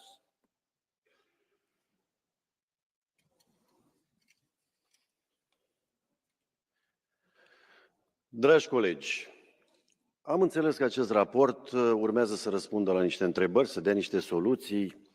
Cum putem oferi fermierilor perspective mai bune? Cum putem sprijini agricultura? Cum putem valorifica oportunități legate de inovarea tehnologică? Și cum să ducem această agricultură europeană către un viitor luminos? Cu părere de rău constat că raportul nu a răspuns nici unei întrebări. Și am să argumentez încercând să vă spun câteva lucruri care se întâmplă în țara mea, în România. Știți foarte bine că acest ciclon a provocat inundații și în România. Avem și noi acolo inundații în câteva regiuni și sigur că da, în aceleași regiuni am avut inundații și acum 10 ani. Oare de ce se întâmplă acest lucru? Poate pentru că n-am făcut niciun dig, poate că n-am făcut nicio lucrare de infrastructură, poate pentru că unii din România încearcă să spună că vor să respecte the Nature Restoration Law, care presupune că nu trebuie să mai modificăm natura, dar dacă nu modificăm, ce facem cu agricultura? Mai departe, dacă asta este legată de agricultură, dar de zootehnie.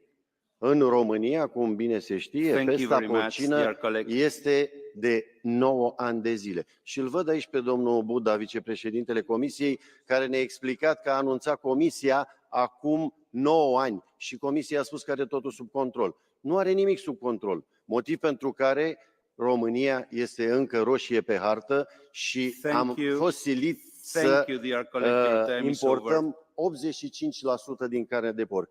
Deci, în aceste condiții, încotro se îndreaptă agricultura și încotro se îndreaptă zootehnia. Mulțumesc. Thank you very much. La señora Crespo tiene la palabra por 1 minuto y medio. Gracias, presidente, comisaria. Celebramos este cambio que nos parece importantísimo, el diálogo con el sector y este cambio de postura. Creo que además nos estaba pidiendo ayuda al sector desde hace mucho tiempo por los problemas de exigencia excesivas, sin tiempo, sin recursos, con conflictos bélicos, con costes y además un pacto verde sin recursos ni tiempo. Creo que tenemos que luchar por evitar reducciones de la PAC y trabajar por evitar la burocracia. La agricultura no aguanta más vueltas de tuerca con normativas que con la mejor intención del mundo están dando una vuelta de tuerca sobre mermar las tierras de cultivo. No puede ser tampoco la agricultura moneda de cambio de los aranceles y es fundamental trabajar sobre la cadena alimentaria que dé seguridad al agricultor y ser justos con su trabajo y con su producto. Reclamaremos las cláusulas espejo para evitar la competencia desleal y desde luego no se puede demonizar ni al sector ganadero ni al sector del vino porque son básicos para el mundo rural europeo. Creo que además la competitividad es fundamental si queremos que se incorporen los jóvenes al futuro de la agricultura y la verdadera sostenibilidad es la economía circular con la que hay que trabajar con los subproductos aportando el valor añadido, como garantizar así el acceso al agua del sector. Las zonas más productivas son las zonas más secas y tenemos que luchar contra esa consecuencia del cambio climático. A los socialdemócratas decirles que no se puede enfrentar las pequeñas explotaciones con la agricultura competitiva y profesional, porque son fundamental para la soberanía alimentaria de la Unión Europea. Y, por último, creemos que la pesca debe beneficiarse también de este diálogo estratégico. Gracias. Muchas gracias, señora Crespo. Por 1 minuto, la señora Maestre. Tiene el suelo.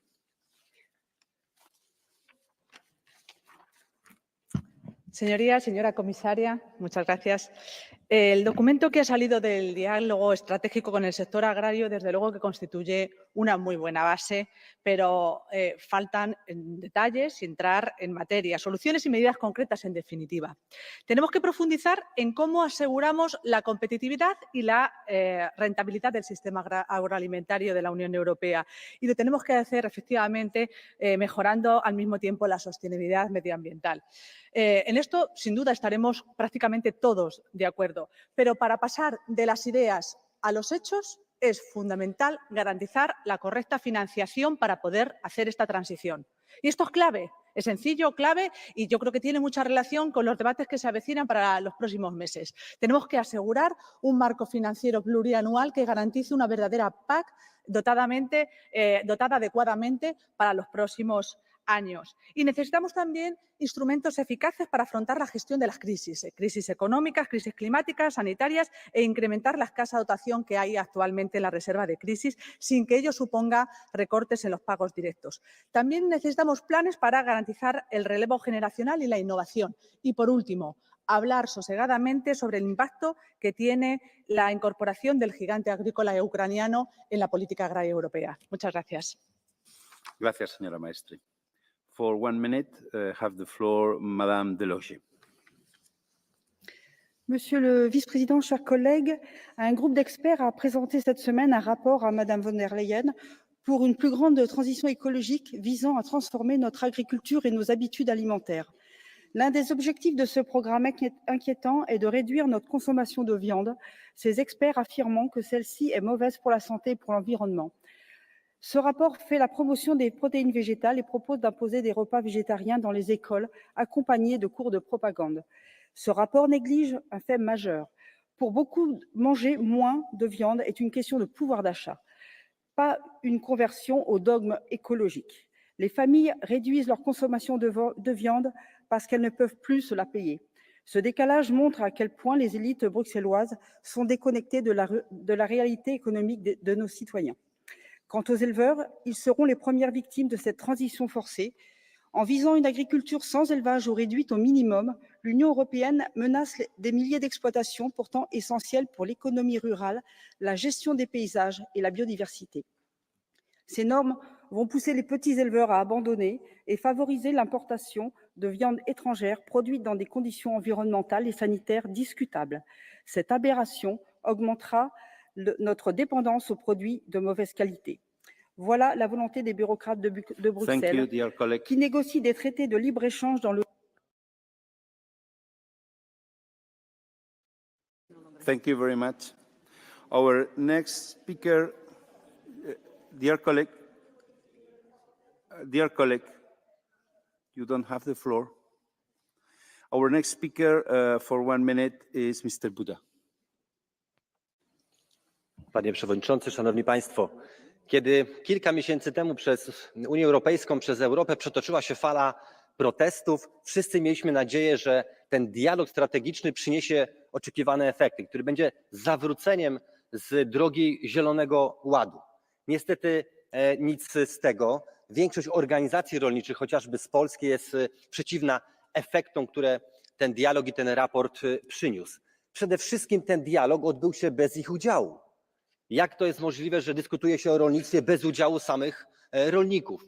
To jest de facto pudrowanie Zielonego Ładu. Nie ma ani jednego miejsca, w którym byśmy zawrócili z tego błędnego kierunku.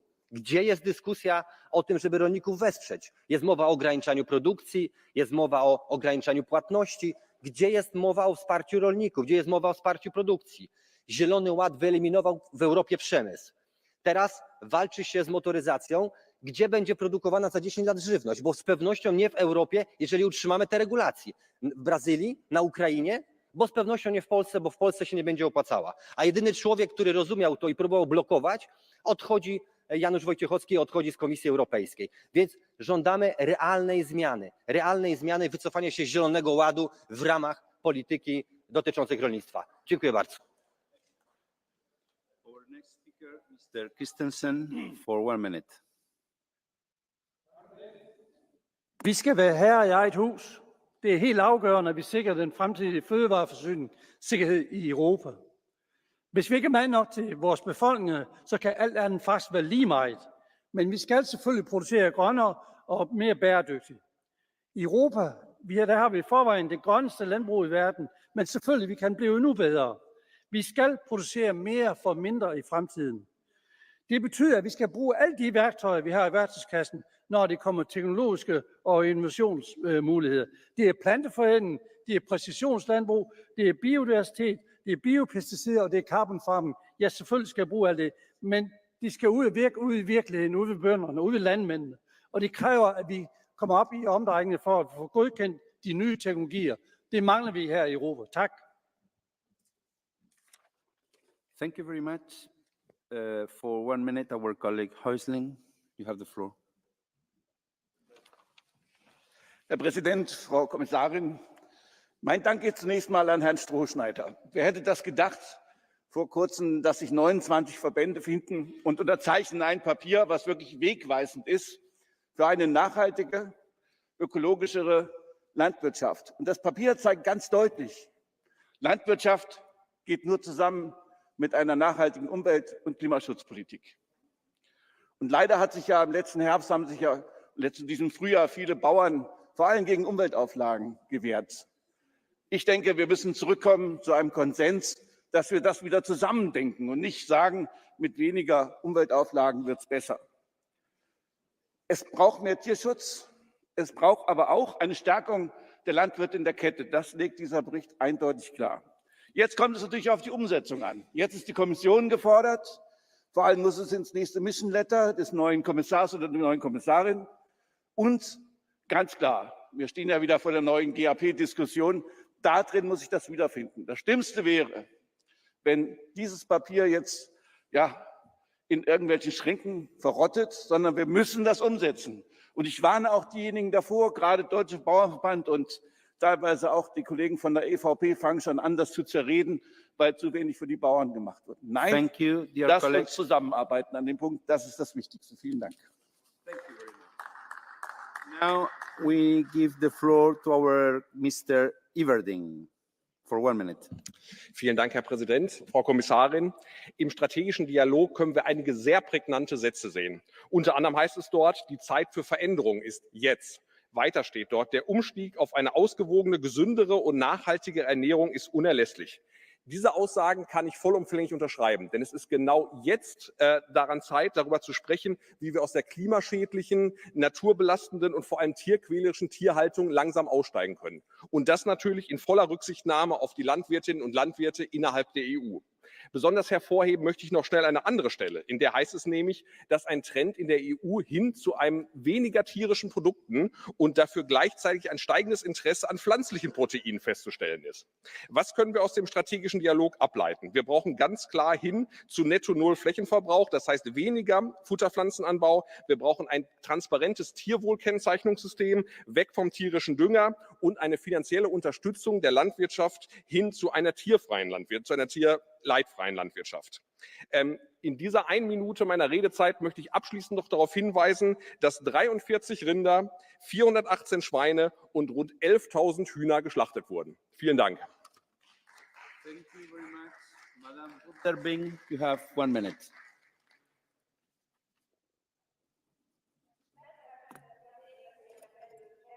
Méhészeket, az ő segélykiáltásukat tolmácsolom. Méhészek nélkül nincsenek méhek, méhek nélkül nincs beporzás, beporzás nélkül nincs mezőgazdaság. Az élelmiszergyártás 76%-a függ a méhektől. Ha nem tiltja be a bizottság azonnal a harmadik országokból érkező méz behozatalát, 600 000 európai méhész megélhetése kerül még idén veszélybe. A Kínából és Ukrajnából érkező olcsó és többnyire hamisított készítmények kiszorítják a piacról az európai termelők jó minőségű mézét.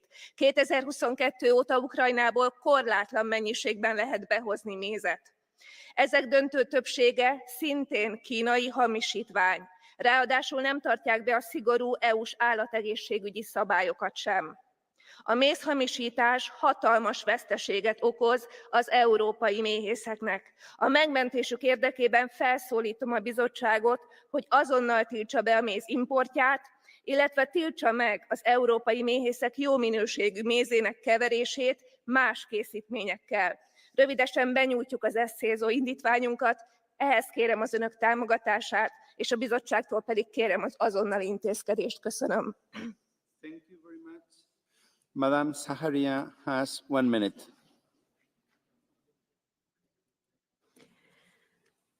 Για ποιο μέλλον της γεωργίας στην Ευρώπη μιλάμε σήμερα? Όταν στην Ελλάδα του 2024 αγρότες και κτηνοτρόφοι ακόμη διεκδικούν αυτά που σε όλες τις χώρες της Ευρώπης είναι δεδομένα. Πέρσι η Θεσσαλία καταστράφηκε από την κακοκαιρία Ντάνιελ, ζώα χάθηκαν, πνίγηκαν, η παραγωγή θα πάρει χρόνια να αποκατασταθεί. Φέτος η πανόλη στα ζώα αποτελείωσε ό,τι απέμεινε. Οι υποσχέσεις της κυβέρνησης δεν υλοποιούνται. Η τρέχουσα πολιτική της Ευρωπαϊκής Ένωσης μειώνει δραματικά το εισόδημα των μικρών και των μικρομεσαίων. Με κόστος παραγωγής στα ύψη, πετρέλαιο και ρεύμα σε ράλι φόρων και τιμών, απαιτείται δραστική οικονομική στήριξη, μειώσεις τιμών, αφαίρεση φόρων, αποζημιώσεις στο κατεστραμμένο φυτικό και ζωικό κεφάλαιο, αντιπλημμυρικά έργα, μέτρα κατά της ξηρασίας και αυστηρότερη έλεγχη συνόρων για καταπολέμηση παράνομων εισαγωγών ελληνοποιήσεων που έφεραν την πανόλη. Αυτά είναι τα κέρια ζητήματα για το μέλλον της γεωργίας στην Ελλάδα.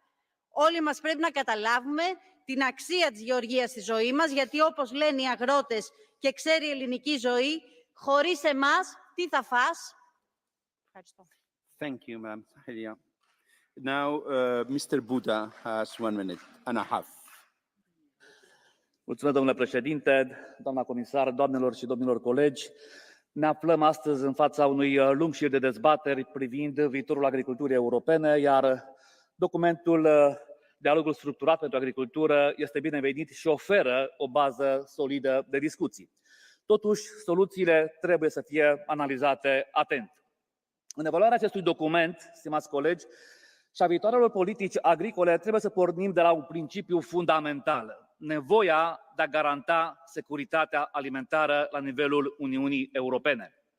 În acest context, aș dori să transmit un mesaj ferm Comisiei Europene. Doamna comisar, plățile directe trebuie să rămână un instrument la dispoziția fermierilor, acestea fiind o centură de siguranță pentru ei, fără a fi condiționate în mod obligatoriu de atingerea unor obiective de mediu care uneori sunt aproape imposibil de atins.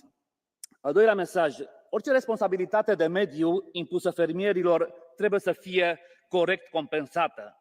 Niciun fermier nu trebuie să fie obligat să facă mai mult cu resurse mai puține. De asemenea, resping orice mesaj subliminal de stigmatizare a produselor de origine animală. Comisia Europeană, în opinia mea, ar trebui să-și recalibreze discursul și să promoveze o alimentație echilibrată, care să includă și produsele de origine animală, nu doar o dietă pe bază de plante. În același timp, o chestie importantă, produsele importate din țările terțe trebuie să respecte aceleași standarde de calitate, deoarece importul unor produse, unor alimente care conțin substanțe interzise în Uniunea Europeană, mi se pare profund imoral, atât pentru fermieri cât și pentru consumatori. Doamna comisar, știu că sunteți apropiată de sectorul agricol, pentru că ați fost membră în Comisia de Agricultură. Mesajul este unul foarte important. PAC are nevoie de o finanțare adecvată pentru a putea să pună pe masă hrana de toate zilele. Mulțumesc! Thank you very much, Mr. Buddha Daniel. Madam, there is a blue card. Mr. Ronsa. Mr. Buddha, do you accept the blue card?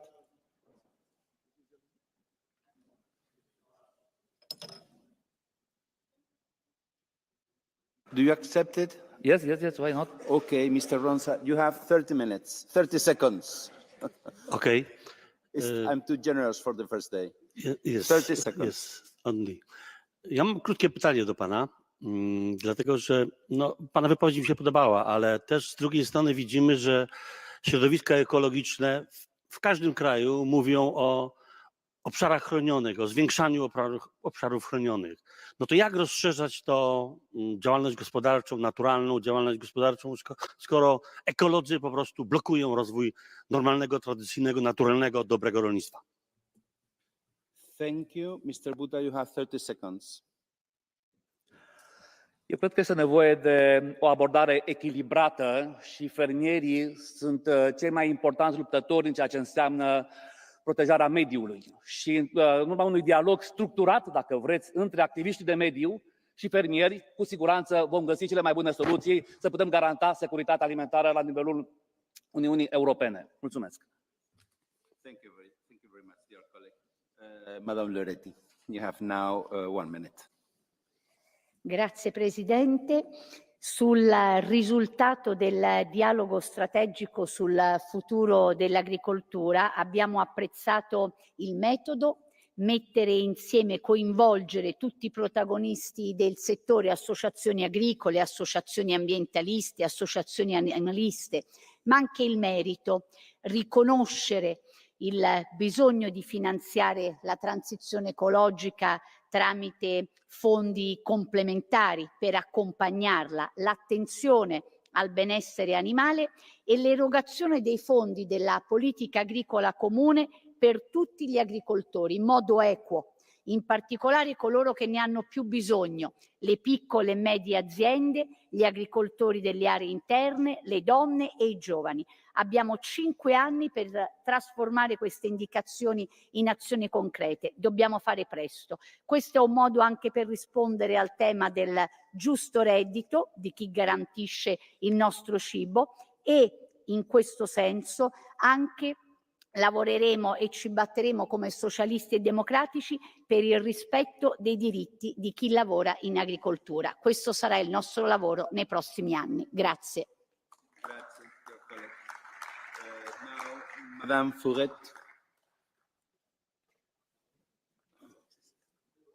You have 1 minute. Merci, Monsieur le Vice-président. Le récent rapport sur l'agriculture européenne est une déception. Il ne répond pas aux défis urgents auxquels font face nos agriculteurs.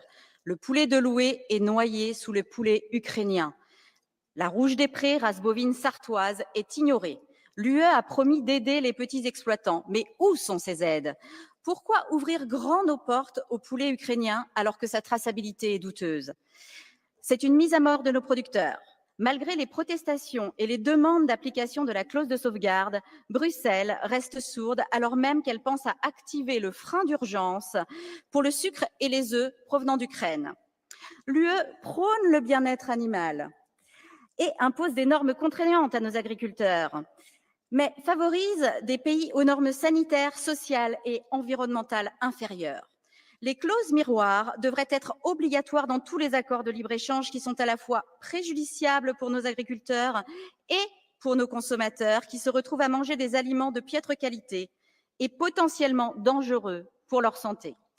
L'an dernier, vous aviez promis des prix équitables, plus de subventions pour les petites exploitations, moins de bureaucratie et une protection contre la concurrence déloyale.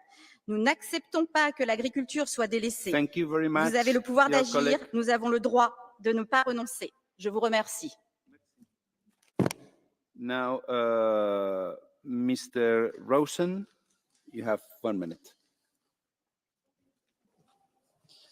Dank u wel, voorzitter. Beste collega's, er is eindelijk weer eens serieus gesproken met boeren en met stakeholders. Misschien is dat wel de belangrijkste meerwaarde van deze strategische dialoog. Het is nu zaak dat de Europese Commissie bij de opvolging van dit advies laat zien dat ze inderdaad daadwerkelijk luistert en de zorgen van boeren serieus neemt. In het rapport wordt terecht de vinger gelegd bij het strategisch belang van onze voedselproductie. En er worden goede aanbevelingen gedaan om de positie van de jonge boeren te versterken en om te zorgen voor een eerlijke prijs voor de boer. Ik wil de commissie meegeven daarbij vooral ook te zorgen voor vermindering van de regeldruk. Want veel boeren willen wel degelijk verduurzamen, maar worden vaak door onredelijke eisen op hele hoge kosten gejaagd. We moeten niet alles willen regelen via regelgeving, maar ruimte geven voor goed en duurzaam ondernemerschap. Dank u wel. Thank you. Madame Wisner, you have 1 minute. Tack så mycket. Det är många intressanta förslag här nu när dialogen för stärkt europeiskt jordbruk presenteras. Och jag ser fram emot att kommissionen nu också gör verkstad av de här förslagen som våra lantbrukare har varit med och tagit fram. Särskilt viktigt, det är ju att signalen nu är solklar att det behövs en ny djurvälfärdslag. Branschen och dialogen, våra lantbrukare är överens om att vi behöver stärka djurskyddet i Europa. För djurens bästa, för minskad antibiotikaanvändning, men också för böndernas konkurrenskraft. Det är orimligt att lantbrukare konkurrerar på samma marknad med totalt olika villkor. Med olika krav på djurens bästa så blir kostnaderna för ägg, för mjölk, för fläskfilé totalt olika om du har producerat det i Sverige, i Danmark, Irland, Grekland eller Rumänien. Så kan vi inte ha det. Spelreglerna behöver jämnas ut. Och därför är min fråga till kommissionen: när ska ni presentera den nya djurvälfärdslagen som vi så länge har efterfrågat, som vi har fördröjt och fördröjt? Jag och Centerpartiet väntar otåligt. Tack. Mr. Kochman, you have 1 minute. Merci, Monsieur le Président, Madame la Commissaire, Mesdames et Messieurs les députés. En avril dernier, la Commission faisait adopter par le Parlement une révision grossière de notre politique agricole commune contre l'environnement et donc, au final, contre l'avenir des agricultrices et des agriculteurs.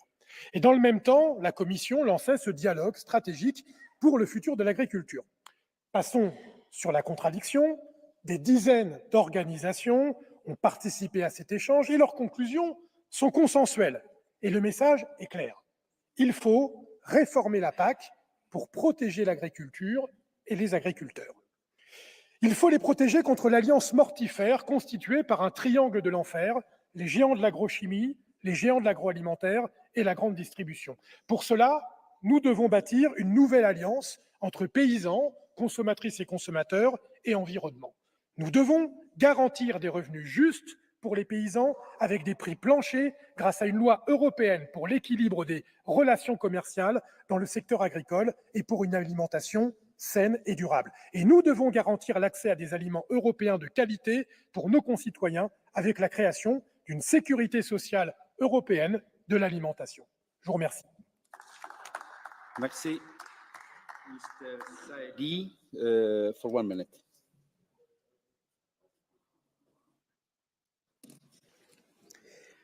Merci Monsieur le Président, chers collègues, Madame la Commissaire. Nos agriculteurs sont en colère car le dérèglement climatique est là et qu'ils en sont les premières victimes en subissant inondations, sécheresses et épisodes aussi. En colère parce qu'ils sont broyés par l'agro-business et les profiteurs de crise qui se sont gavés de l'envolée des prix sur le dos de leur travail. Ils sont en colère parce que vous exportez nos emplois et importez les pesticides avec des accords de libre-échange. Face à cette colère, la réponse de la Commission n'a pas été à la hauteur.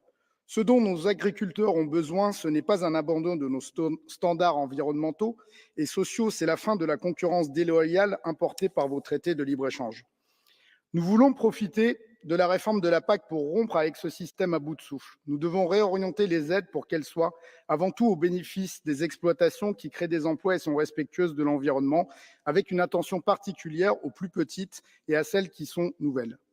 Parce que nous ne pouvons exiger sans accompagner, il nous faut financer cette transition vers un modèle agricole plus durable et nous protéger d'une concurrence qui ne respecte ni nos normes environnementales ni nos normes sociales.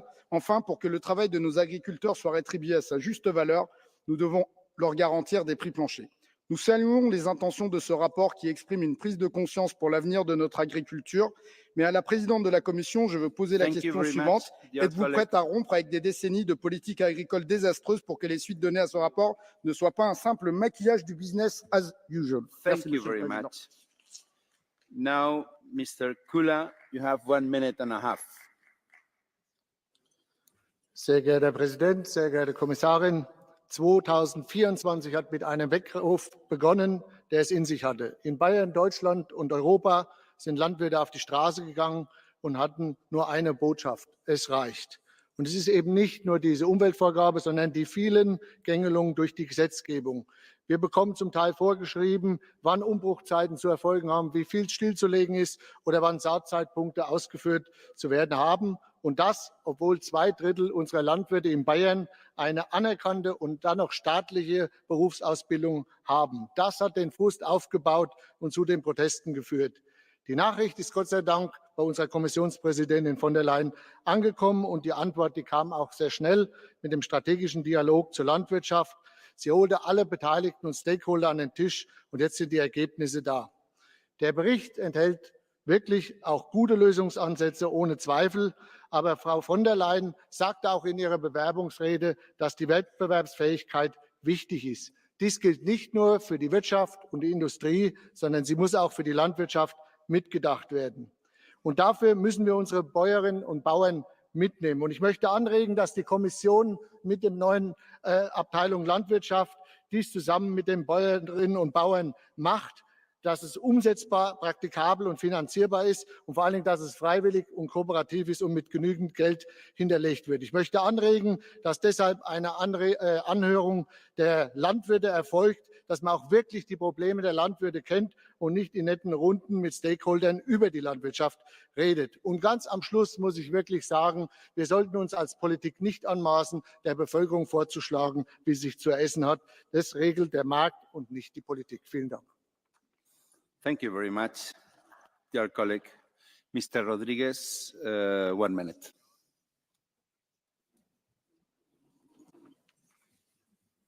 Obrigado, Sr. Presidente, Sra. Comissária. Saúdo as conclusões do diálogo estratégico sobre o futuro da agricultura, em especial o consenso alcançado entre os agricultores, os produtores agroalimentares, os consumidores e as organizações ambientais. Esta é uma base importante para o nosso trabalho futuro, que contém já muitos elementos relevantes para a nossa reflexão. Mas, para termos uma agricultura mais sustentável e justa, é imprescindível valorizar a diversidade da agricultura europeia, é decisivo a proteção das regiões desfavorecidas, a desburocratização de procedimentos e a melhoria do rendimento dos pequenos e médios agricultores. Convém não esquecer que 2/3 da agricultura europeia provém de explorações com menos de 5 hectares. No caso de Portugal e das regiões ultraperiféricas, como é o caso dos Açores, é ainda fundamental obter uma atualização e uma melhoria dos apoios ao abrigo do POSEI. Financiamento justo, renovação geracional, alterações climáticas e sustentabilidade social, económica e ambiental são grandes desafios a serem resolvidos. Continuemos, pois, o diálogo, em particular com aqueles que estão no terreno e sem os quais não há futuro para a agricultura europeia. Muito obrigado. Mr. Tarsiu, for 1 minute. You have the floor. Vă mulțumesc, domnule președinte. Stimați colegi, cât mai puteți tolera limbajul de lemn, sâcâitor, himerele și lipsa de soluții ancorate în realitate? Cu ce credeți că îi ajută pe fermierii greu încercați să audă că viitorul lor înseamnă sustenabilitate și reziliență, inovare și competitivitate, adică vorbe goale și eficacitate zero? Nu pe climă ar trebui să dăm vina când responsabilitatea aparține unor politruci și unor birocrați care de prea multe ori au subapreciat sau neglijat cu bună știință acest sector vital. Agricultura nu se face din fața laptopului, manipulând cifre sau de pe fotolii ministeriale, promițând despăgubiri derizorii. Atrag atenția că niciun reprezentant al României nu a fost invitat la masa acestui dialog strategic. România, a 5-a țară din Uniunea Europeană, cu 13,5 milioane de hectare destinate agriculturii, țara cu cei mai mulți fermieri, unul dintre cei mai mari producători de cereale, de miere și de semințe de floarea soarelui. Acea țară care anul trecut înregistra a doua cea mai mare creștere.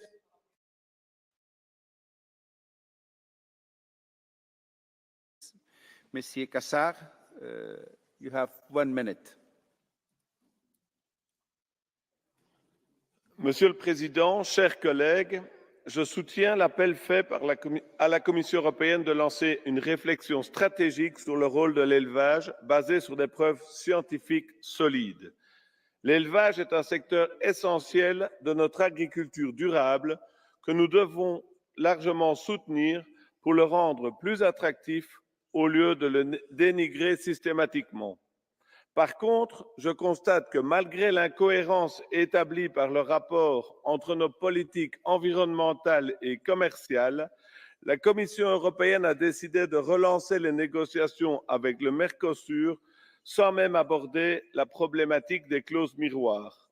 Ceci est inacceptable.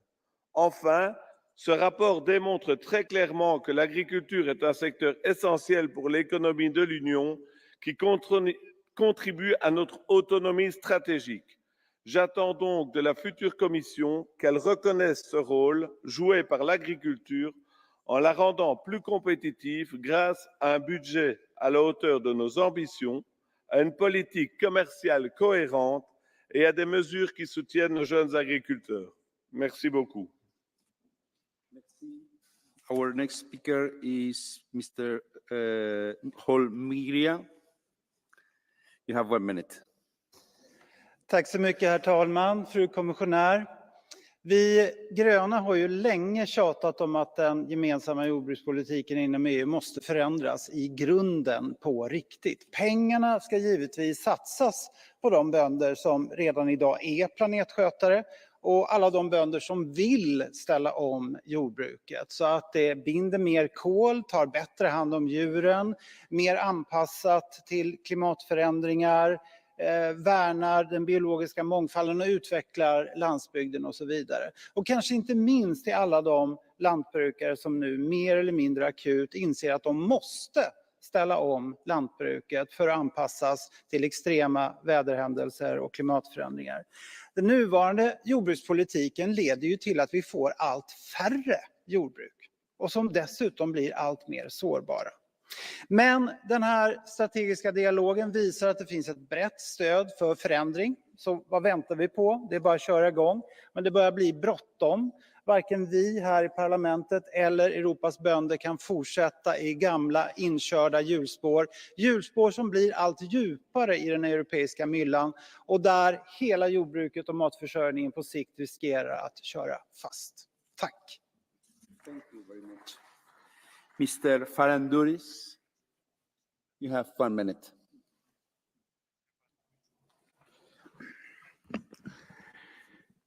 Κυρίες και κύριοι, η αγροτική πολιτική είναι μία από τις θεμελιώδεις πολιτικές του ευρωπαϊκού μας οράματος. Μία βασική πολιτική η οποία όμως σήμερα κλειδονίζεται. Διότι οι αγρότες μας και οι κτηνοτρόφοι αισθάνονται ότι η Ευρωπαϊκή Ένωση ενδεχομένως δεν μπορεί να τους προστατέψει πια. Θέλω λοιπόν και εγώ με την παρέμβασή μου να επισημάνω ότι μέσα στο πλαίσιο της συζήτησης που έχει ξεκινήσει για το 24-27 πρέπει να λάβουμε σοβαρά υπόψη μας και άλλου είδους πολιτικές. Μία πολιτική που έχει πάρει μεγάλη διάσταση είναι η περιβαλλοντική πολιτική.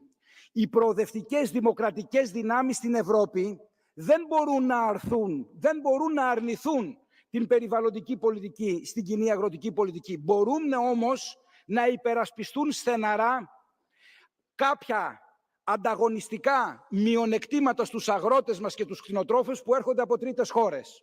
Και αυτό αφορά την κοινή εμπορική πολιτική. Όταν υπάρχουν αυστηρές προδιαγραφές καλλιέργειας, βιοποικιλότητας, ζυζανιοκτώνων και άλλου είδους standards στη ζωική και τη φυτική παραγωγή, το ίδιο πρέπει να ισχύσει και για εισαγόμενα προϊόντα από τρίτες χώρες. Σας ευχαριστώ πολύ. Thank you very much.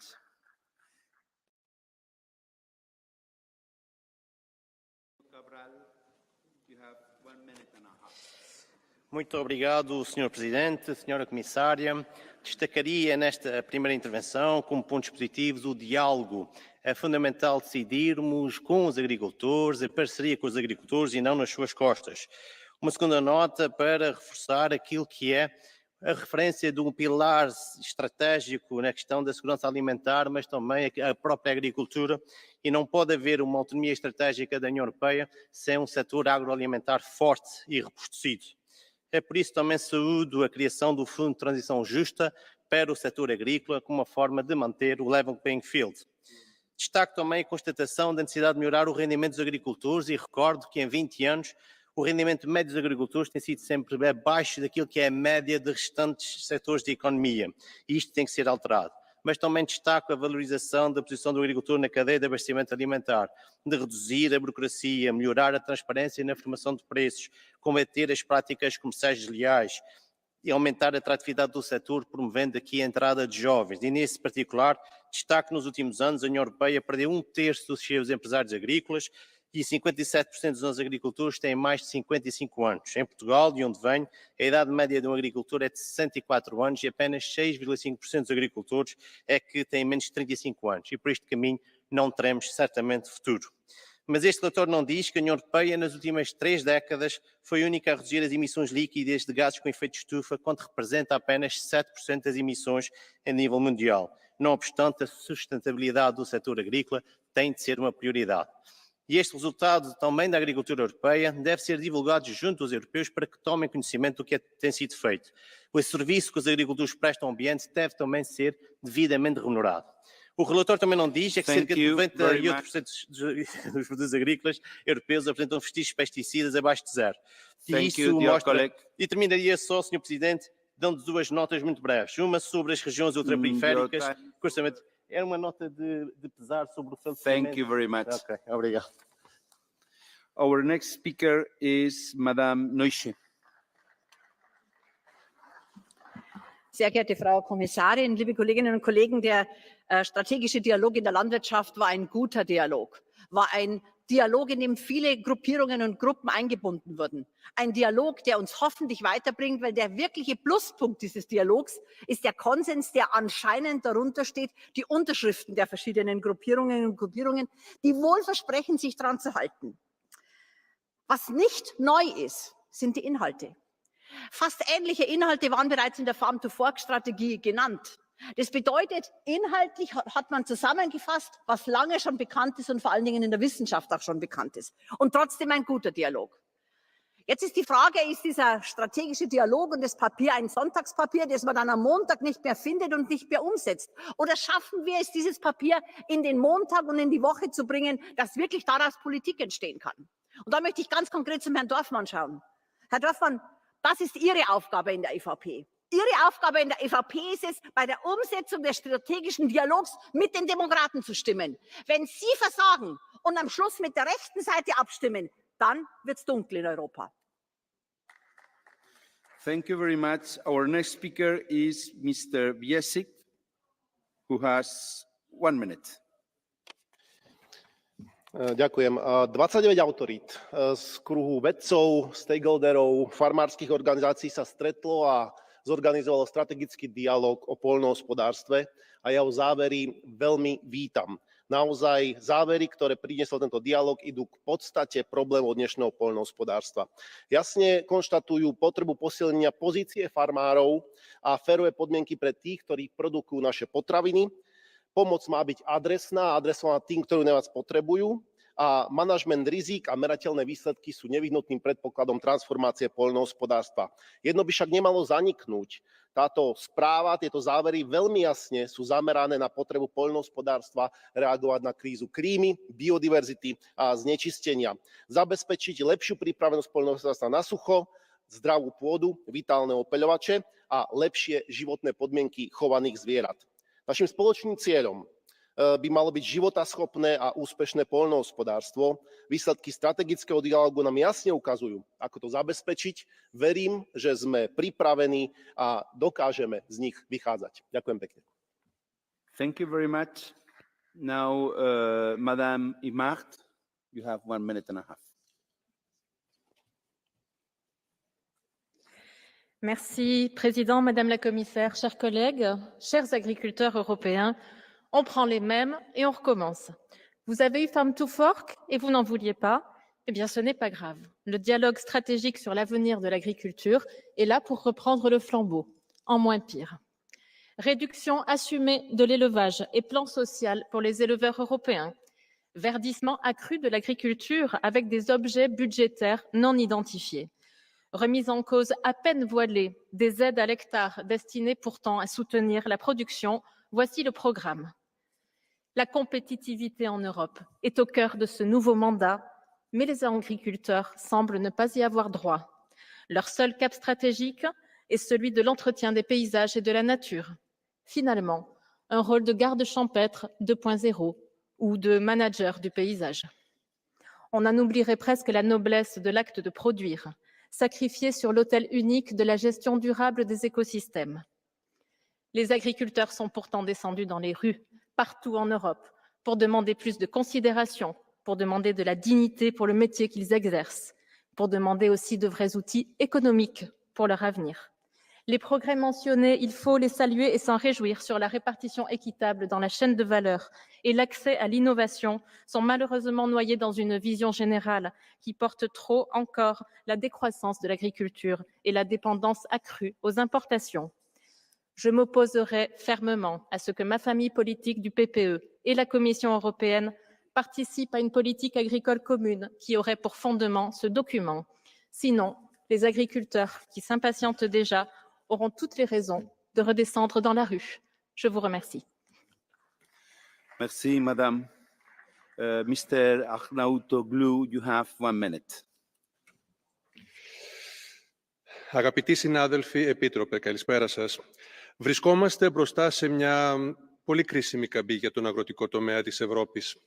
Οι αγρότες μας, αλλά και οι κτηνοτρόφοι μας, βρίσκονται κυριολεκτικά στο χείλος του γκρεμού.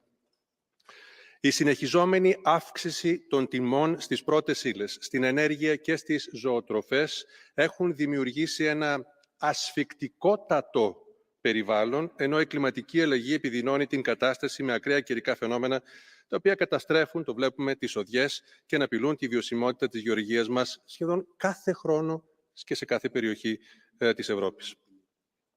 Πρέπει λοιπόν να δράσουμε τώρα, χθες καλύτερα. Δεν έχουμε την πολυτέλεια του χρόνου. Επιτακτική λοιπόν είναι η άμεση στήριξη των αγροτών μας με ουσιαστικά μέτρα. Αύξηση των κονδυλίων για το Γεωργικό Αποθεματικό Ταμείο και τη δημιουργία ίσως ενός ευρωπαϊκού ισχυρού συστήματος ασφάλισης έναντι κλιματικών καταστροφών. Επένδυση φυσικά σε τεχνολογίες πράσινης γεωργίας. Μείωση του ενεργειακού κόστους για τους αγρότες μας. Στη νέα ΚΑΠ θα πρέπει να δοθεί μεγαλύτερη έμφαση στην οικονομική στήριξη των μικρών αλλά και μεσαίων αγροτών. Στην προσέλκυση νέων ηλικιακά αγροτών και ο ρόλος των γυναικών θα είναι σημαντικός στον αγροτικό τομέα. Σας ευχαριστώ. Thank you very much. Now, Mr. Mulluli, you have 1 minute. Thank you, Chair. Commissioner McGuinness. Colleagues, I believe this debate is about the future of farming in our continent. I believe it's about the future of young farmers and the future of people with small holdings. I speak to you today on behalf of 137,000 family farms in Ireland, in the most peripheral part of our region, half of them in my constituency in the Midlands and the West, and people who are looking to this report, this dialogue, with hope. So I will be positive today. We hope that things will emerge from this dialogue, that there will be a secure negotiation of funding for CAP, proper funding in the future with inflationary measures built in. We hope for assistance, a new environmental scheme to support those in farming.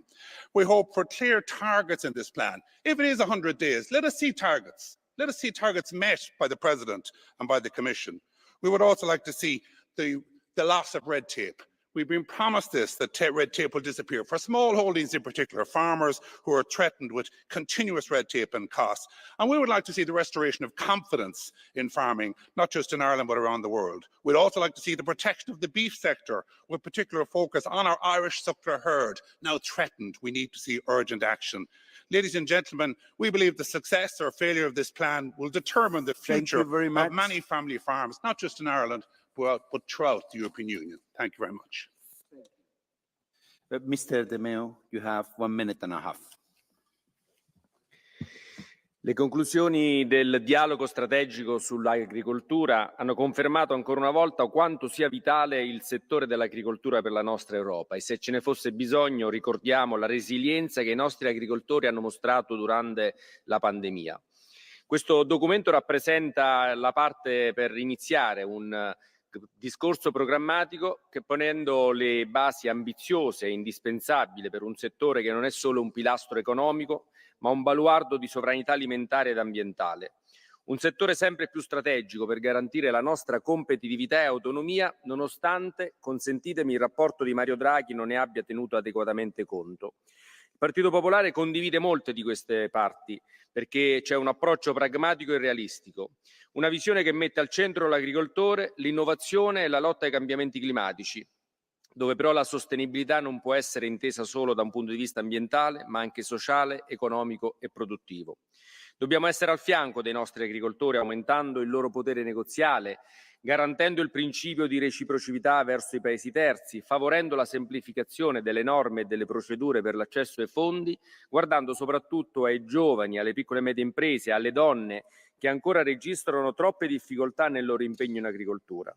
Stiamo giocando una partita cruciale per l'Unione Europea e questo documento è un primo segnale positivo a cui mi auguro che segua subito la nomina di un commissario forte, credibile, autorevole e pragmatico, che veda l'agricoltura e ambiente come alleati e non come avversari. Non possiamo perderci in pericolose ideologie come in passato, che si sono rivelate inutili. Vorrei, ma non posso.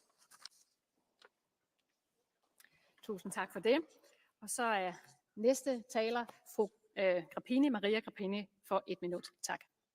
Doamna comisar, doamna președintă, stimați colegi, discutăm un document extrem de important. Vorbim despre viitorul agriculturii. Doamna comisar, ați punctat câteva lucruri extrem de importante, dar să știți că există mai departe îngrijorarea comunității europene agricole. Și am să vă spun de ce.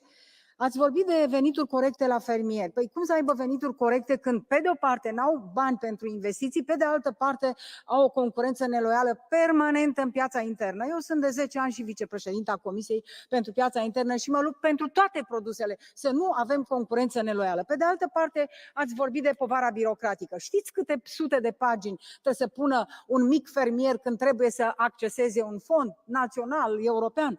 Foarte mult. Supravegherea veterinară sporită. În țara mea mor animalele.